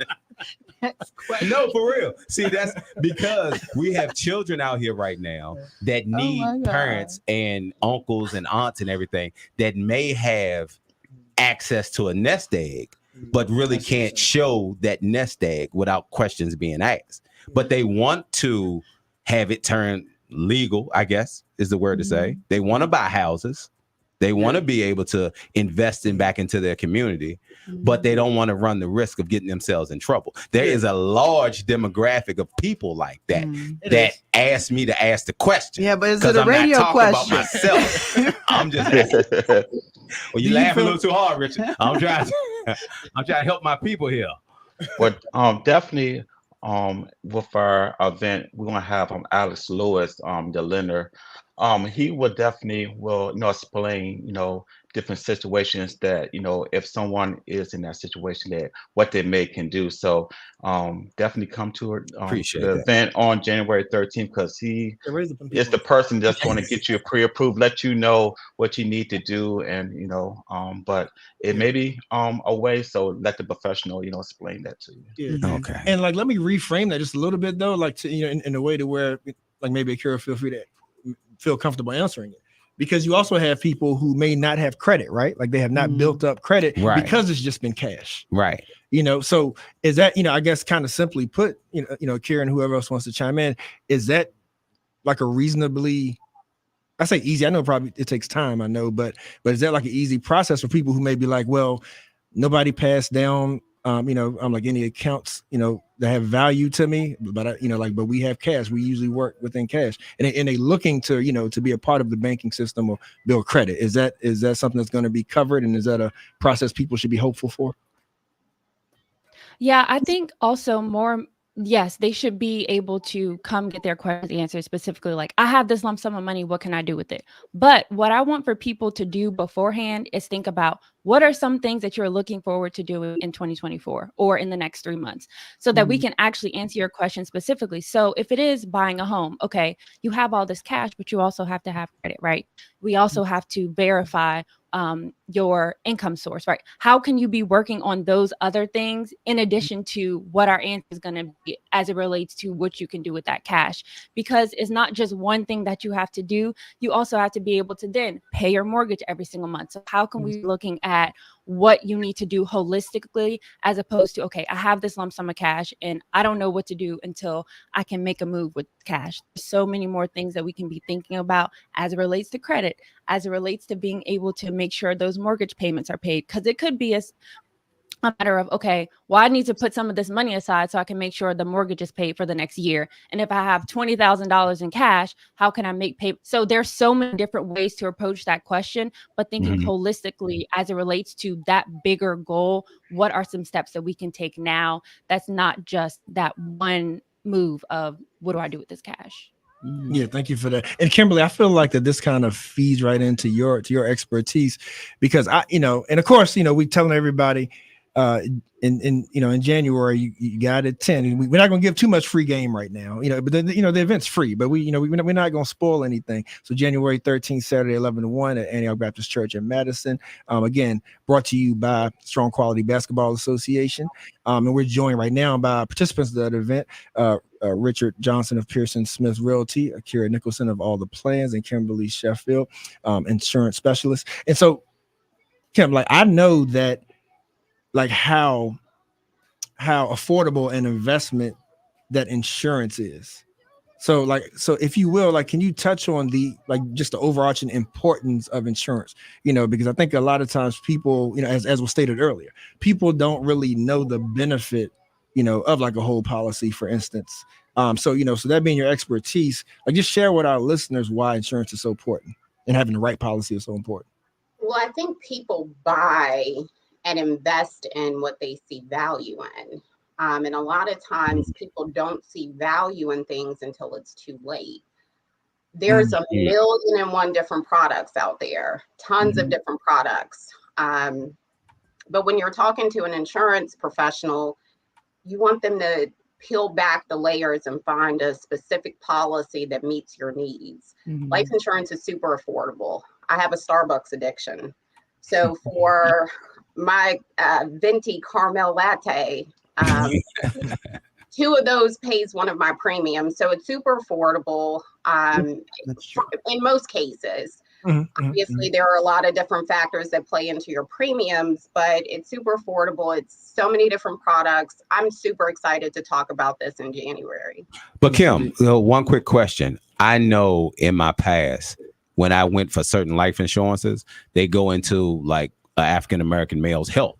What have you been through? Are you a risk? All these different factors that can be depressing because you want to do right, but you really don't see where when you get turned down for insurance premiums, or like you go for a big policy to make sure your family's taken care of, and then they want you to go through health records, and our community is plagued with all types of issues, and then you get turned down. How should a person continually move forward without just giving up? So you really need to be straightforward in the process. You've got medical conditions. You really want to let your insurance agent know that, because some policies don't require underwriting. Some do. Denials can be tricky because, again, you want to do right, but then you kind of get a door closed. But there's so many different policies and products out there for people with challenges. But you're right. And it's not just specifically for Black and brown folks.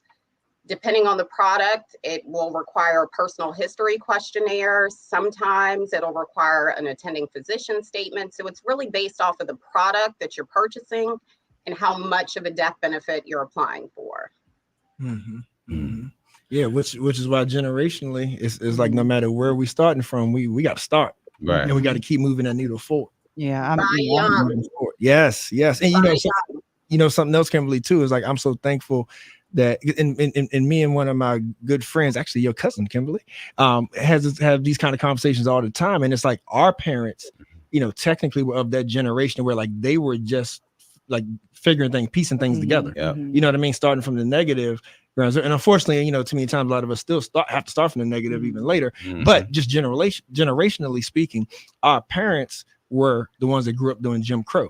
Like our parents were the ones who benefited from affirmative action, where they wouldn't even have gotten considered for jobs. Right. So so I'm thankful to my parents to where like I've been like legacied in to like certain accounts and policies and whatnot.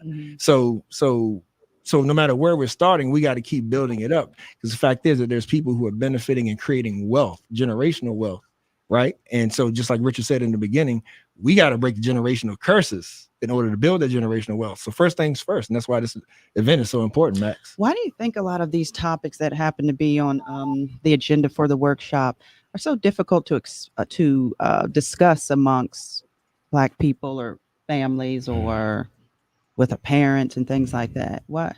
I mean, I guess I'll ask that first. I'm sure you work with a lot of people and get a lot of feedback. Why is this these particular topics so challenging amongst us? Well, for me, okay, I'm sorry. Yeah, go ahead, Kim.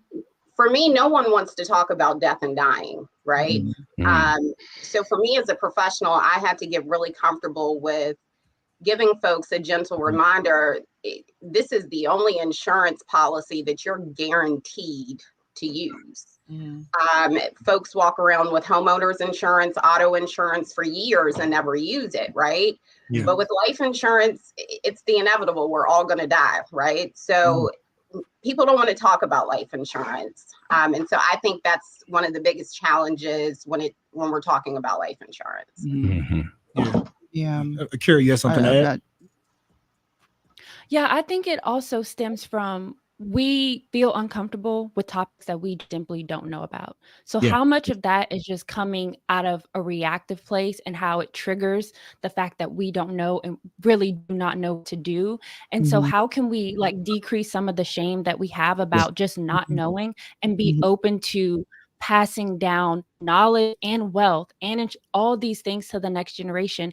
And specifically as it relates to the last question about it could be so depressing to look at some of those things, but also how can it be so rewarding to know I can now tell my child this is something that's in our history of maybe health issues that now they don't have to grow up and find out when they're 30 and 40 years old. So there's also a flip side to when we know these things, how we can pass that down to our child, not just in terms of wealth, but in terms of them being able to live the best lives that they can health wise. Yes, indeed. And, There's a and in third fact, part, Charles. Yeah, and you may be saying what I was going to say. Yeah. Well, mine was it's difficult to write on a piece of paper how much I'm worth.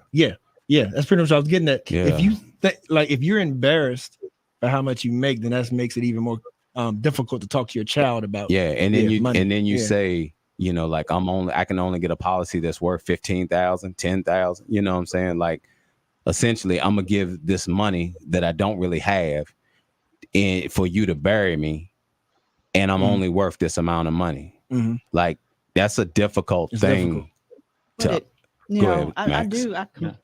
understand where you're coming from, but it's just having the wrong mindset about the topic altogether. If you Absolutely. love the child the way that you say you do, then you are going to do what you ought to do in order to make sure that they don't have to be worried about how they're going to bury you when you pass away, or they will have something to be able to carry them in the event of your passing and things like that. It's all about provision and making sure that the person that you care about is okay. I think that needs to be the perspective rather than the dollar amount or what I'm worth or the fact that I'm a die one day. Have you ever heard somebody say, man, don't worry about me, just put me out in the backyard or put me in a pine box?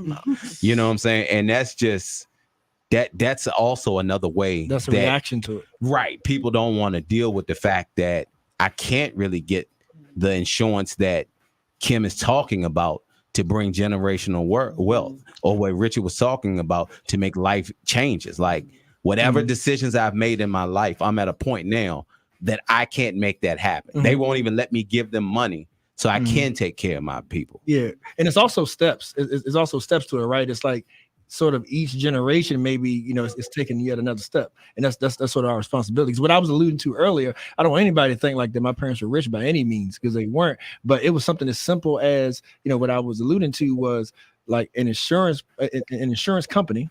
They ain't paying us, I ain't gonna say the name, but an insurance company, the fact that I had an account and they could see that my parents put me on the policy when I was a minor benefited my policy. You see how like simple something like that is? You know what I mean? Like, but it's just those little steps. Yeah, it's just those little steps, things that we could be doing, and even though like my dad was reluctant at one time, like to share, his salary at once, but it was a matter of, there was still something that I benefited off of just because of how an account was managed. It didn't take all the money, it didn't take wealth. Yeah. It took just a simple of having, starting to have good credit and then putting your child on something like to where you're responsibly managing it. But Richard, we are kind of pushing for time, but if y'all have a little time, we can hang on, so, make sure all minds are clear. But the housing thing, I definitely wanted you to just kind of give us some insight on that, because Charlottesville is a place to where housing is a big deal, where people who have inherited homes, they want a sense of home, but they get priced out a lot of the times. And then we look at inflation and we look at like there's a housing boom right now, and the inevitable is that it's got to crash sooner or later. You know what I mean? And I know you're a realtor, like so bear with me though, because and I'm gonna tell y'all a quick joke though. They say how they say it's a buyer's market or seller's market. Truth is, it's a realtor's market. Yeah. I ain't trying to take this from you, but it's a tough market. but I wanted you to touch on that though, like when it comes to housing though, like just any any insight for our listeners when it comes to folks who think that they can't be a homeowner. Yeah, definitely I can help with that. Yeah, that's one of the reasons I wanted to do this event, just to talk to people, because like you said, people think they can't purchase a home. They think they need a certain high credit score, or they need a certain amount of money in their account. I have people get pre-approved for homes with a 580 credit score. For example, I sold a home last month in Culpeper, Virginia. My client didn't have no reserves at all in their account, and they bought a beautiful single family home, 4,000 square foot, zero money down. With the housing market the way it is, it's not much inventory, but with the interest rates being high, it's not a lot of demand in the rural areas. I end up getting my client $16,000 in closing costs. When closing day came, the closing costs came to around about 12,800. They walked away with 3,200, and they didn't have no. I'm talking about they didn't really have much money even to do a home inspection. So they bought a brand new home, beautiful home, and walked away with that zero money down. I got the closing costs paid for, and they walked away with the closing table with a $3,200 check. Richard, is there ever, now this might not be a popular question, is there ever an age where you kind of missed your window, where going to buy a house is nothing more than putting yourself in debt that you're going to be passing on to somebody else? No. I have people purchase home early as 18 years old, and I have, I got clients that be purchase home in the 60s and 70s. And now, is that because a house technically is something that's going to build value, like land is going to increase in value? So is that why it's always good? Yes. Yeah, definitely. That's one thing. Real estate, increase and build wealth. For another example, I sold a house in Orange County. We purchased the home being the highest sold home in the community, in the neighborhood. Within 3 months of my clients staying in their home, their value went up $100,000. They could have turned around and sold their home for $100,000 in cash in pocket because of the demand. So with the housing market being not much of a inventory, people are, once a house sells and Billy or Sarah see the house, oh, this house just sold for 300,000, listed a house. And with the demand of people buy houses, that house goes for 330. Then the next person buy it. So within that 3 months, the housing prices, the comps went for 100,000 over within 3 months. So that's one thing with real estate. It makes you money. For another example, 3 weeks ago, I sold a house. It was a cabin, and my clients bought it for $150,000 5 years ago, and he turned around and sold it for $355,000. So he walked away with $200-some thousand in his pocket within 5 years. And that's the beauty of this workshop. I gotta applaud y'all on again, is that like you're covering everything, like insurance, home buying, credit repair for those need to start there, and money management. Of course, we all, no matter what level you at, need that money management, and then protecting these assets. So so the inclusiveness of the topics, I think, is just crucial. And I think this is the right way to go about it, because we were just having a conversation like we had before, that we've had before, but just with today's show, it's like we're not a monolith, right? It's like we can celebrate each other's victories, and even though we all start at different points, we may be at different phases, right? But helping each other, right, and not hating on each other, helping each other, and then then maybe I'll get to the next step I'm trying to get at that you may already be at, But thank y'all. Want to give y'all last word to to just once again pitch the event. Maybe if one wants to represent to do that, but unless it's more that you all want to share, but definitely once again let the folks know the importance of this event. Well, I just want to thank you guys for giving us this platform to promote the event, and hopefully we can get folks to come out, bring family, young, old. It's a lot of information. Like I said, we just here to just give information, just educate, and I'm excited with these panels that we have. Thank you for that. Appreciate y'all. Kara, Kimberly, you good? There's a lot of good information. Looking forward to the event. We're looking forward to the event. I hope it's a great turnout. And again, I'm super excited about the panel of folks that we have. So see you in January. Yes, indeed. Sounds good. Well, happy holidays. Happy Sunday. Y'all take care. Be safe. Please keep up the great work. Keep empowering our people. Thank you so much. Thank you. Thank you. Thank you Happy for having holidays. us. Yes, indeed. Take care.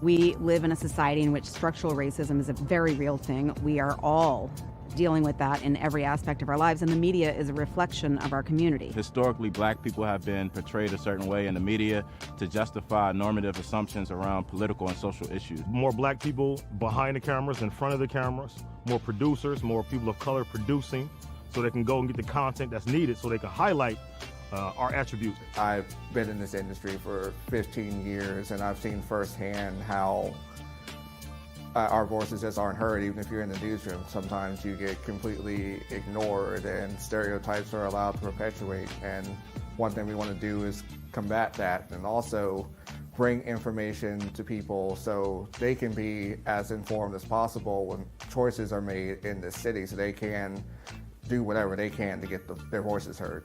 What I believe can be done about the situation is to have more people of color creating news stories, more people who have a interest in and a social consciousness that relates to the stories that they're telling. Charlottesville Tomorrow looks at these issues. We can present them on IMHO. Vinegar Hill Magazine can take that a step further, and just together we can just make this thing that can be an example of how we can change the media landscape, how we can be more inclusive to get these voices in, to get these people heard. That's just one thing that doesn't happen in so many places, and it's a shame. We think we live in a society that's very progressive, and we're talking about equity and diversity and inclusion and all these things. Still, the way that black people, and I would say, and I would argue especially black men, are portrayed by the media is incredibly dangerous, and you've seen the sort of tangible violence that it's led to over the past year. The community can support the SIM project by first and foremost giving us an opportunity. We understand that it can be difficult to give trust right now, especially considering the current social and political environment. But this project will only be as successful as the community allows it to be. And so we ask you to give us the opportunity to do the work, critique the work, and make sure that we stay aligned with the vision. Another way that the community can get behind the SIM project is through engagement. We want to hear from you. We want to know what you're talking about. We want to put your stories out there.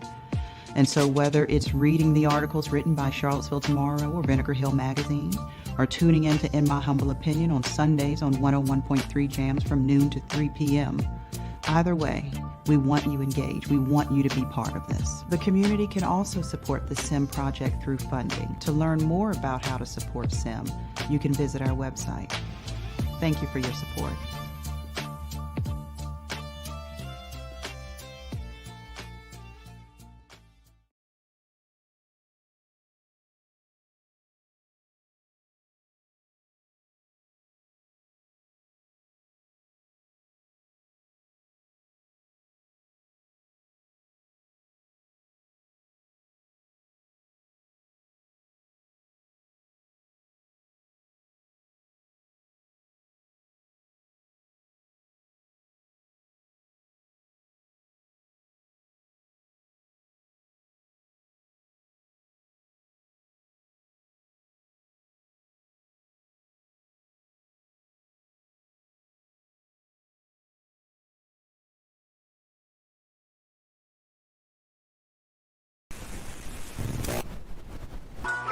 HO Talk Show.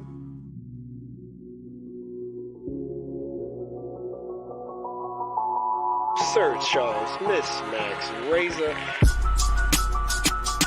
You're listening to In My Humble Opinion with Maxilia Robinson and Charles Lewis. Only on 101.3 Jams.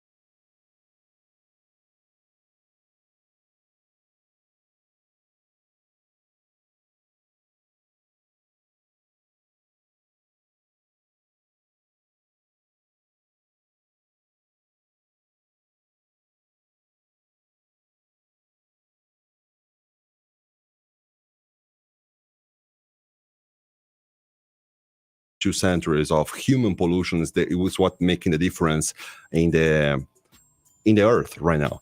And most of the organizations working with this topic, they work either at what's state level or national level, at DC, federal government, and etc. They're not so much engaging with the local neighborhoods, with the local organizations in the community, with the local politicians. And if they're doing a little bit of that, it's more like in major cities like New York, San Francisco, Miami. Don't have many organizations doing that in smaller communities like what's Charlottesville, and even Richmond. So why do you think that? Why do you think that is? Is it because they feel like smaller areas don't need to be as concerned? I think, if I'm being honest with you, I think that it's because it's real that you can make, if you have a certain amount of resources, like let's say you have like 10 people working in your organization, you're probably going to get major impact if you're working at the state or federal level, trying to work with Congress people in DC or General Assembly, than if you're working as a smaller community. And even though I understand that creates a gap in the what I call the climate movement, because there are not so much organizations work at the local communities and making that conversation with the local organizations and etc. So there is a disconnect sometimes between these state and national organizations, because they want to bring good grants and programs for the communities, but they're not working with them. So we're trying to fill that gap a little bit. Okay, thank you for that. Yes, indeed. So good intro. I heard some comments that were made on behalf of your organization recently when the city was having a discussion about battery electric buses. And that discussion led into the topic of disparities amongst low-income neighborhoods or Black and brown communities in terms of climate. And so that was what kind of piqued my interest there, because I don't know, as Charles said earlier, climate isn't always a sexy topic, but nonetheless, it is a very important one. And so that's why, we reached out to have you on to talk about that. So where should we start in terms of those disparities in climate that are impacting our Black and brown neighborhoods? What's a good place to start on that? Wow. Introduce that. I honestly don't know which would be the best place to start, because I see the disparities all over. It's just really hard to select just one. Right? Let's pick one then. but let's pick one. Energy burden is one that comes to my mind. Okay. Energy burden has to do with how much households are spending in energy bills as a share of their income. And theoretically, the desirable amount is less than 6%, which is not, which is very uncommon. Let's put it like that. The vast majority of households in our community are spending about 10% of their income in energy expenditures. That includes gas and electricity. And sometimes if they don't have gas, that's propane or fuel oil. But usually in the area of Charlottesville, it's more gas and electricity. And when you stop and think the concept of housing affordability, as this defined by the federal government, the HUD, for example, it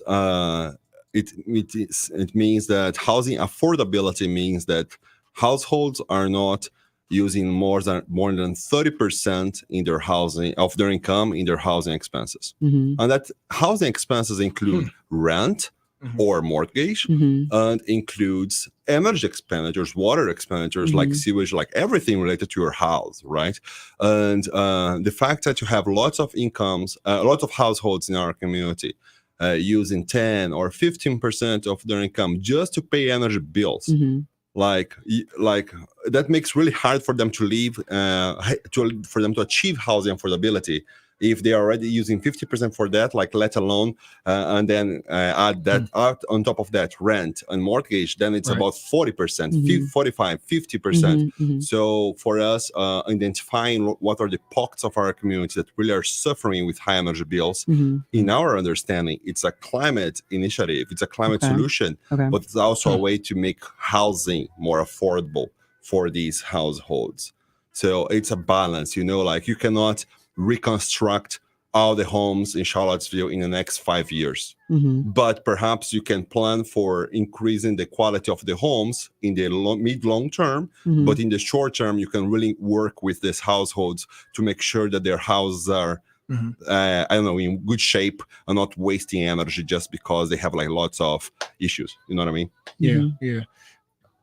So does your organization support and promote like the energy savings, I guess it's energy efficient appliances and things like that, because you have some people who may not understand how it actually saves, and so but that is something that's one place to start, right? Is when you buy appliances to make sure that they have like the Energy Star rating and that kind of thing. Exactly.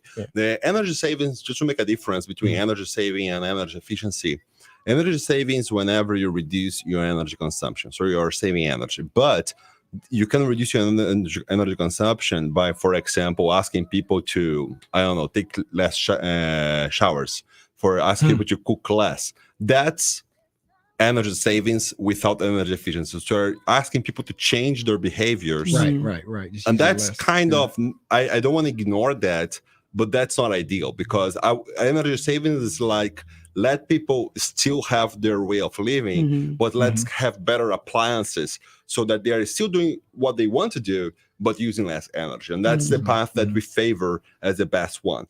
And yes, you can achieve that with better appliances. You can achieve that with making sure that you don't have your walls and ceiling, even sometimes your floor is not leaking energy. In the summer, leaking cool when you're trying to get your home cooler, and in the winter leaking warmth when you're trying to keep your home warm. So these are all things that we want to consider. So solutions in the long term, but also in the short term. Right. So yeah, got you.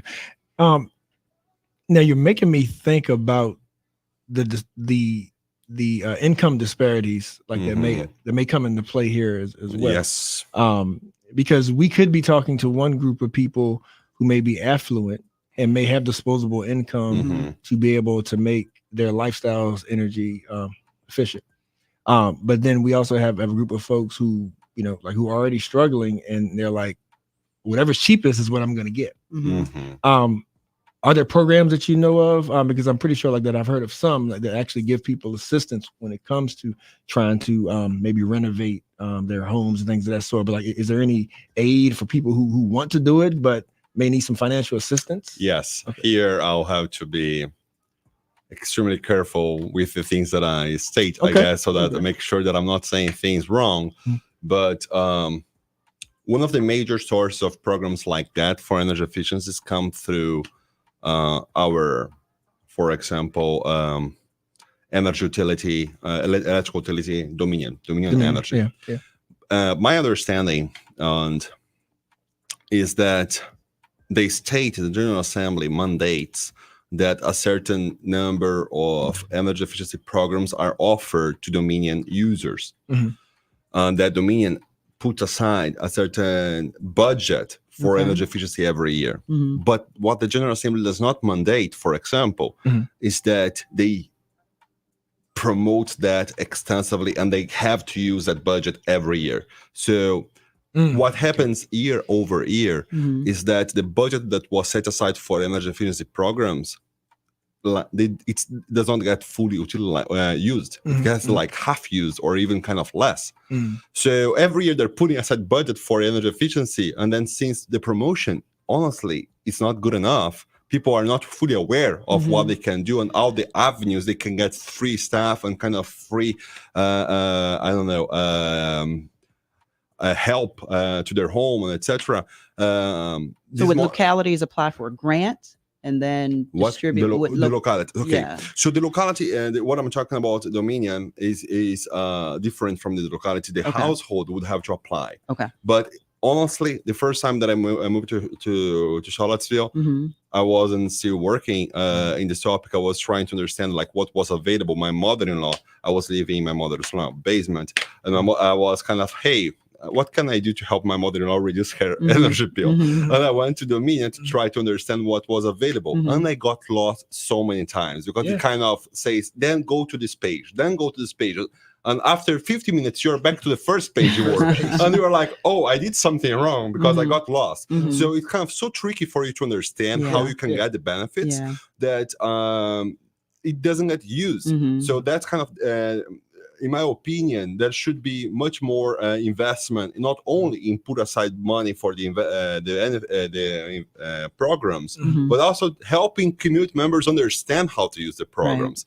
And sometimes the municipalities are trying to do that. So here in Charlottesville, you have a little bit of that with what's called LEAP. The Local Energy Alliance Program, which was jointly created between Armagh and Charlottesville. But at the same time, again, that's a guess, but my understanding is that of the resources of LEAP, the vast majority is used to actually do the things rather to promote and help inform the community. So the only people, the vast majority of people that are engaging with them are the few people that actually are aware of that and kind of wants to take the benefit of that. And to your point, the people that have time to be familiarized with that and kind of know already that it's beneficial to make these investments usually are the well-educated, the wealthier, and etc. So I do see a gap in informing community members about the resources that are out there and asking for more resources where there are gaps. And that's in part of what we try to do, even though I feel that it's not correct that an organization like us needs to be investing our resources to be promoting the programs of other organizations that should be promoting themselves and make life easier for the users, not us. So I don't know if it makes sense, but absolutely. Like, but you all are sort of a hub, I would imagine, right? Like people, like you're the sort of the nucleus when it comes to then branching out to the different things that are energy based or climate based. We are trying to do our best. I still believe we are not at the point that we are as functional of a hub as we would like to be. But I'll tell you that we are having conversations with the city and the county. That's something we're doing right now to make sure that, first of all, it's easy for households to engage with a certain page, to understand what they can get for free and what they can do without so much time investment in frustration of feeling that I'm not getting anywhere, And then after making life easier from that perspective, I think that the next step is kind of engaging with the households and saying, all right, so now you understand, it was easier for you to engage, but what do you think was missing? What do you think, what were the things you wanted to do that you didn't find anything covering that? And that's the part that we actually want to engage with them to add extra points to the list and work with the city, and also, why not, elevating that to the General Assembly? Yeah. Can I ask? Go ahead. Yeah. So I gotta interject this because I don't want to lose any listeners because this is good information. But again, it's not the most sexiest conversation. And I say that again because here's what I need you to answer for us. Why should people care? Because I still haven't heard us really dig into that yet. For instance, like, when you and I were chatting, you were talking about how you're native Brazilian. You lived in Argentina. And, and so now we're talking about Black and brown communities being like responsible when it comes to energy savings. So the question at hand though is that when you look at all that Black and brown communities face internationally, like all of the struggles, all of the things that they have to prioritize just for their families to make it, how do we rank our energy savings and how do we care about climate in the face of all that? So to be very clear with you, I don't think, and I very much dislike the idea of Black and brown communities less industrialized countries, less wealthy countries to be responsible for being the solution. I don't like that. Okay. And that's not what I'm thinking, not more what I'm supporting. What I believe is that, let me put like how, the way that I really see it. Yes. Climate change is a big issue.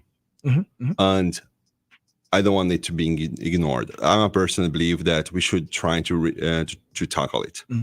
So there should be resources to reduce climate change, reduce our contribution, and etc. There are a few ways of doing that. The ways that we have done so far, which I'm not saying that there aren't exceptions, but largely, lots of the climate policy so far were not really oriented to favor lower income BIPOC communities. They were kind of used in ways that was not that. And that's what I don't like. So since there's going to be resources used globally to reduce our climate emissions, my desire is to make sure that these resources are used to reduce climate emissions and also to address social injustices and also to alleviate the challenge that lower income countries and communities and BIPOC countries and communities are facing. So that's my perspective. Since that there's tons of money flowing in the world in that direction, let's make sure it's not only used for climate alone, not for I don't know, EV charging stations for alone. Like, let's make sure it's used to address climate, but also to reduce the energy bill of the lower income families, and also to whatever they want to do, actually engage with them. The way that I see it, it's like that. I think that almost every action that I take in a day, I could take a step back and think how that impacted climate. So almost everything we do impacts climate. So my point is, why should I favor strategies that do not help the community if everything can be a climate solution? So I engage with the community members to understand what they actually want to achieve, what there actually are the desires. And I think, how can I get that and construct it in a way that becomes a climate policy? So anything like, I want to have better homes. I want to have better transportation system. I want to have a better health system. Like anything like that, I try to connect with how that can be related to a climate solution. And that's how I advocate for solutions that I feel the confidence that are both climate solutions and community solutions. I don't disconnect them. I don't know if that makes sense. No, it makes sense. So speaking about carbon emissions, some of the previous comments that I heard your team make related to the city bus system and bus stops, proximity to low-income neighborhoods, and then how the carbon emissions from the buses then impact the health of the individuals who live there, lung cancer and different things like that. I don't know where you want to start in that type of conversation, but maybe we can talk about that some. Yeah, I want to start by saying, personally, and actually as an organization, we are fully aware that the fuel of the bus is just a small part of the issue. Like really, if we want to talk about solutions in the transportation system, it's much more broad. So for do you think others that are kind of have some knowledge of climate change and the issue with carbon emissions are aware of this as well? Like, are they familiar with? It varies a lot. Okay. Let me put it like that. There is no consensus, and I think I really see people that are really passionate about the fuel technology alone, and I don't agree with that kind of one. How can I say? Kind of very specific perspective. I think the fuel is a part of the issue, but it's not as So in order to achieve climate change, we have a few ways of doing that. Okay. To mitigate, tackling climate change. Right. We have a few ways of doing that. one of the ways is we still have the same society, the same ways of living, the same ways of treating each other, and we just change the technology all over the place. That's not the way that I like, because technology change alone, first, I'm not even sure that we are there technologically to address everything. And the second is, if we're just changing technology but letting everything else be the same, we are not addressing the social issues. We're not addressing the social injustices and etc. So, for example, I feel that it's hard to say that it's better to change the technology of the buses when we have so many people that are not able to continue living in Charlottesville and are being displaced to commutes of 30 minutes, 1 hour, Waynesboro, etc. You know what I'm talking about. And then, all right, we're getting better buses, but all these folks that are working in Charlottesville now have to commute 1 hour, 2 hours round trip commutes every day, and that's polluting a lot. So how is that better to have zero emission buses and have these folks not being able to live in our community? So if we are talking about transportation solutions, yeah, the buses is a part of the issue. Making sure people that want to live in Charlottesville and work in Charlottesville can live in Charlottesville or close to the center, like 10 minutes commute, not 1 hour commute. Make sure that they use less gas in their daily lives, that they can do shorter trips and etc. That's far more important than the buses. The thing about the buses that made it a priority for us this year is because the city committed to making this decision this year. Okay. And the city said in the last 2 years that they were going to make this study, and it was going to be a decision that was going to shape the public transportation system for the next 30 years. Okay. And we were like, all right. Even though we wouldn't start with that as a first topic, they're making a huge decision right now that's the right moment for us to engage. So we said, okay, let's engage with that. As soon as the decision is made, boom, let's go back to the other transportation topics. So in your opinion, is their objective feasible? Is the objective? The cities. I think, which one?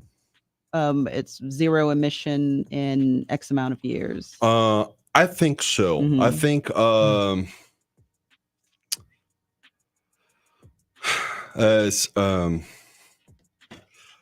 it's very easy to talk about feasibility as if things are going to stay the same way, when what is in front of us is a possibility of living in a world that's in much worse shape.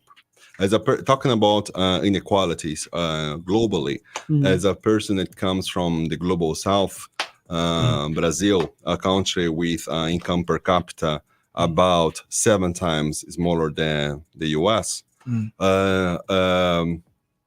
I feel that, and we all know that countries like the US, industrialized countries, historically have contributed much more to the pollution of climate change. And it's unfortunate that it's not equal coming from all Americans. The United States definitely has lots of inequalities, and that the biggest contributors to that pollution were not the lower income in the United States and were not the BIPOC. But at the same time, I feel that it's fair that we, as still being a privileged country in the world scenario, in kind of industrialized country, our income is far bigger than the income of lots of South American countries, and let alone African countries. I think we do have that. We own that to the world in terms of doing our share. And in my opinion, Charlottesville has this possibility of doing it right, making sure we are addressing climate change in a way that's just, it's community informed and led by the community desires, and serve as an example of success to other municipalities in the country. That's what motivates me really to engage in this topic here and to make a change in our community, to be an example. I don't know. No, thank you. This is a lot of good information. A lot of good information. We are joined, ladies and gentlemen, by Cayetano de Campos Lopez, Director of Climate Policy at C3. And I have to say, what you made me just think of is, because I've had the privilege of traveling to multiple African countries, and right now something that I see in news outlets that that I access in Congo right now, like, because when I think about climate, I think environment, and like it's an environmental issue as well. That when these environmental issues get fixed, like you said, it then feeds into other issues that also can then be addressed. You know, because I think about how like all the illegal mining goes on, and like how like all the children and people are killed, and then not only that, but then the billions upon trillions, trillions if not more of revenue that is generated then does not even go back into the countries that that have just been pillaged. Exactly. You know what I mean? So yeah, so the the environment is such a big deal. But the question that I wanted to ask you within all that though is because I hear you saying that one of the big reasons that we should be paying attention like to climate control and like energy efficiency is that then can help control the cost of it, if I heard you correctly. Like the way that we use it affects the cost, right? Exactly. But I'm curious, like, what's the threshold of that becoming a political thing, though? Because you look at a company like Dominion and things like that. You look at these big, big major corporations, and at some point, it's like you guys are inflating the prices. It's not that it has to be quite this much. So I'm curious, is there like a threshold of like it's like an activism issue as well as a climate control issue? Okay, so here's my perspective on that.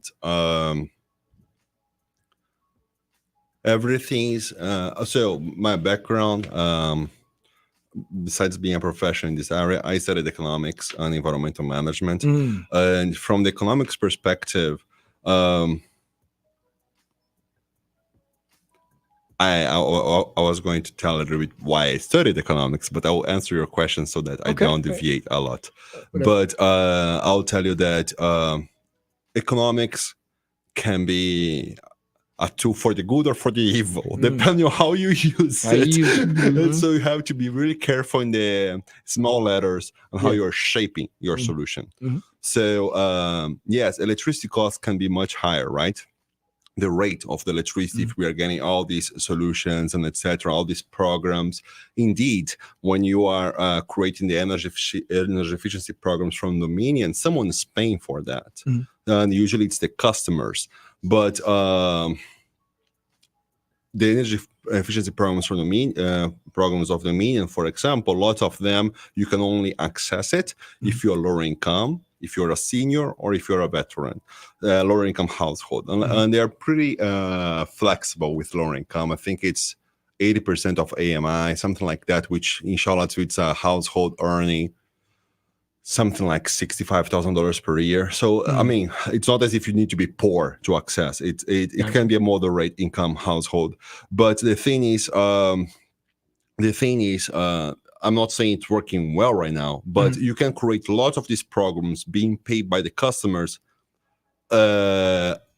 And as long as you're creating robust programs that are really making a difference, programs that are easy to access and really getting the homes of these customers in nice shape, good shape.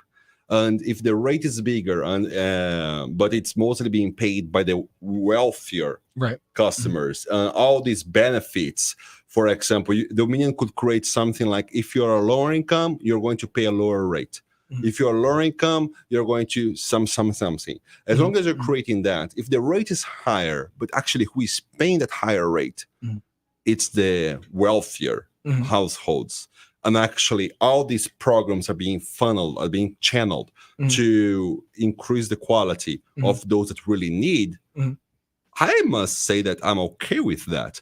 So everything depends on how you're shaping it. If you shape it wrongly, and all the costs of all these cool stuff, energy efficiency and green energy are being shared equally, that's inequitable. Like we cannot get the same rate being paid by the higher income and the lower income. Right. But so it's a matter of design. It's a matter of policy. It's a matter of the General Assembly engaging with the media to create the rules in the right way. And sometimes you could say that the rules are not in the right way precisely because they want to create that shock between those that want to create some kind of nice things and those that want to leave some sort of sabotage, that to leave some sort of elements that are going to make this explode a couple of years from now, because people are going to be against each other. So I think it's a matter of policy. It's a matter of make sure that we're getting things the right way. And I think that there are good people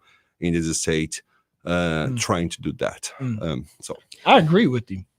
I agree with you, but you know, people would call us socialists. What I just heard you say, it sounds like politically they would make it a taxation issue. They would say, well, then you're penalizing the wealthy and like you're penalizing them for being successful. You know, the political jargon that goes along with that. But what you're saying makes total sense. Right. Thank you. It's difficult. It's thanks for saying that. Yeah, it's difficult. But otherwise you would be charging everybody the same for this energy transition. And let me put it like that. Making the electricity cost rates higher feels like some sort of carbon pricing because you're trying to get the electricity to be cleaner and meeting our climate goals, and perhaps to reduce consumption because it's more expensive. And that's a common strategy to do some carbon pricing. But carbon pricing itself is what's called a regressive taxation. So getting everybody to pay the same rate is actually regressive. Yeah. So because people have different incomes, and so I think it's not being so radical to ask for the rates to be more according. The same way that taxation. Do you agree that taxes change depending on your income level? If you are lower income, perhaps you're not even paying taxes, and then there is a level that you're paying 10%, then 12%, then 20%. As you go up in the income scale, you are paying higher percentages of tax. We all agree with that. It's not socialist. So why can't we get something like that for energy? Yeah. I don't know. So what can we, citizens of Charlottesville surrounding areas, do right now? How do we mobilize to help fight against climate change and help advocate for all the right things that we need those and our officials, the decisions we need them to make that benefit us and ensure that we have a healthy environment? Cool. So honestly, if you have an interest, if you have an idea, if you have a concern, if you want to talk, I would like to make myself available as well. So first of all, if you want to touch base, my email is that a way for you to share it written or? Absolutely. I'll put it in the chat. Okay, cool. My email is Caetano at theclimatecollaborative.org. It's CAETANO, or you can even email policy at theclimatecollaborative.org. And I would, first of all, if you have if you want to just kind of have a conversation to understand the topic better and kind of share your concerns and your ideas, that's the easiest way for you to have an open-ended conversation. And I want to put myself offer my time. And then if you already know what I'm saying that why I'm saying that, because here's the thing, Max. You just asked me a question of how can people support, right?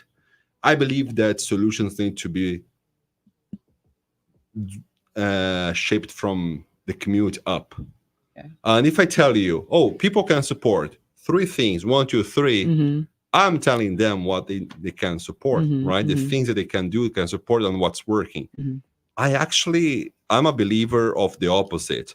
So as of right now, I want to hear from people what they want to be changed and what they want to be done. And if they don't even know where to start, that's why I'm offering my email. Let's talk. But there are so many things.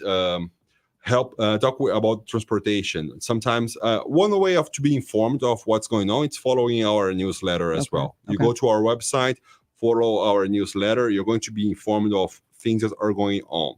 But besides that, the major topics that we're trying to engage with are transportation, and that's lots of things, even beyond public transportation. It's how we shape our community, how we shape the public transportation system, but how we shape the places in our community, the streets, the sidewalks, but also where things are, because maybe there is somewhere that I want to be able to go regularly, and it's 1.5 miles from my home. Yes, you can pave all the way with sidewalks. Another solution is that can we have more places distributed in the community so that I need to walk 0.5 mile instead of 2 miles or something like that. And that's a matter of this zoning.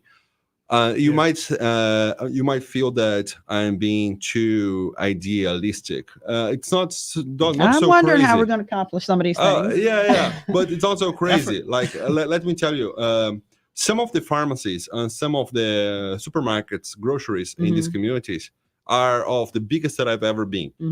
They're very huge. And some other places that I've lived, pharmacies are 10 times smaller or 5 times smaller, and supermarkets are 20 times smaller, but they're all over the place, sorts of. So for the basic stuff that you just want to buy something small for this dinner and etc., there is always a place that's kind of 5 blocks.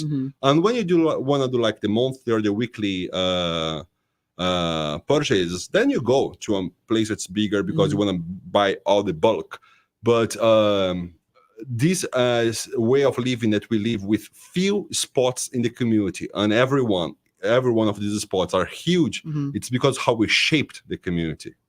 So this is the zoning conversation that the city is doing right now. For example, about 3/4 of our community, you can only have homes, and usually single family homes. So it's not what I'm trying to say is that people would say, well, if there was a will for smaller groceries, there would already be smaller groceries.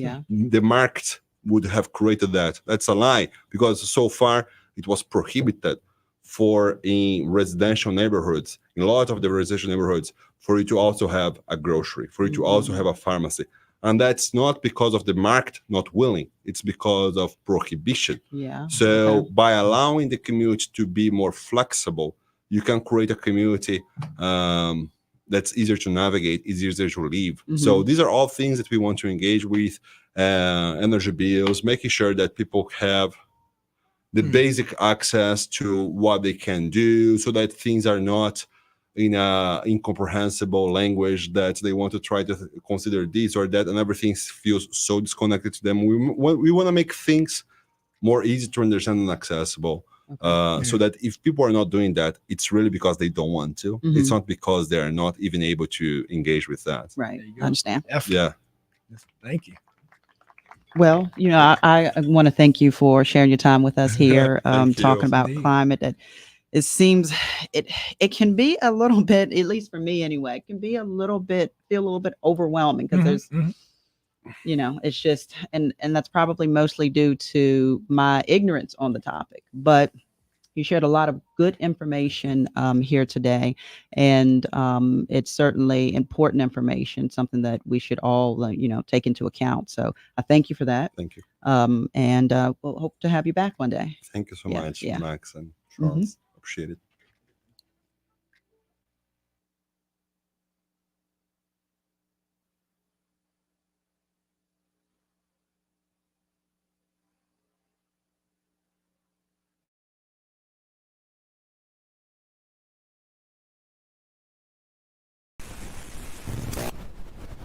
IMHO Talk Show.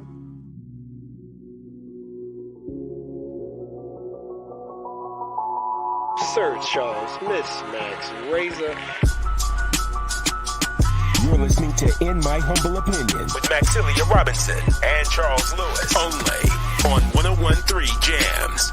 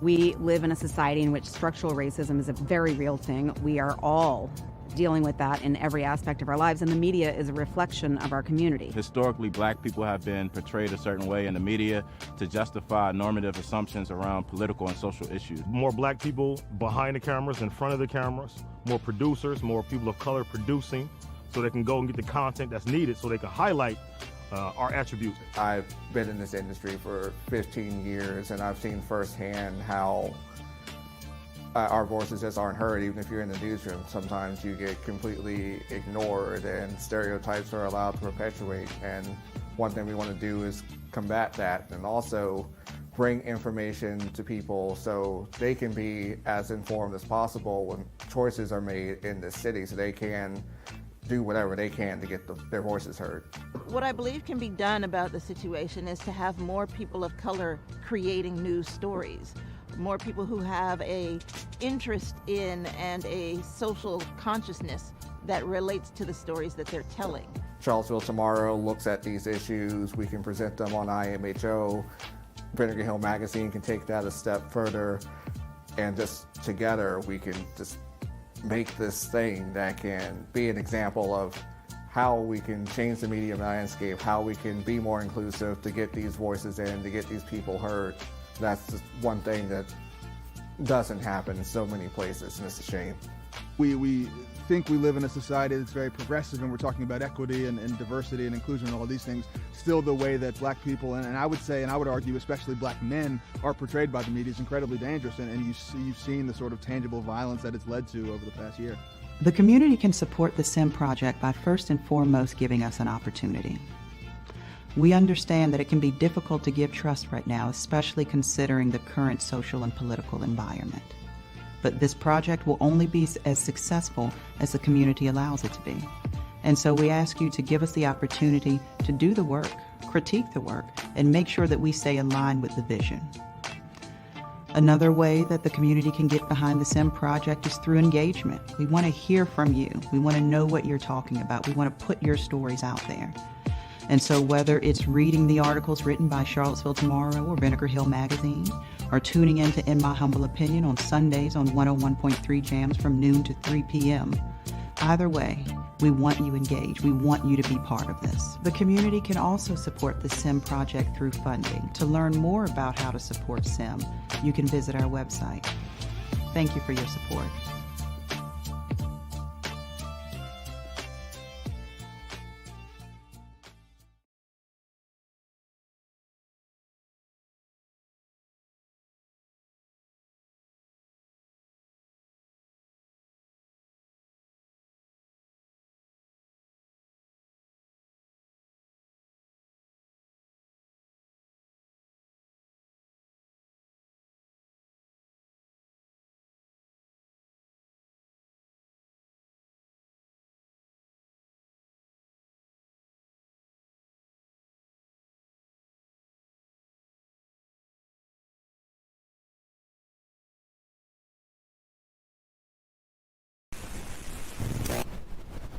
IMHO Talk Show.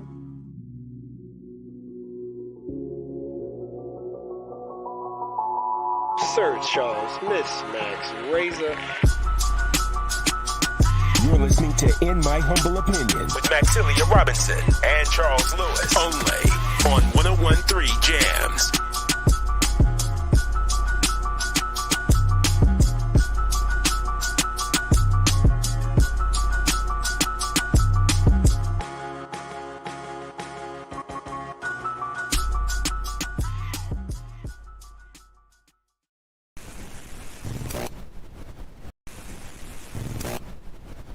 IMHO Talk Show.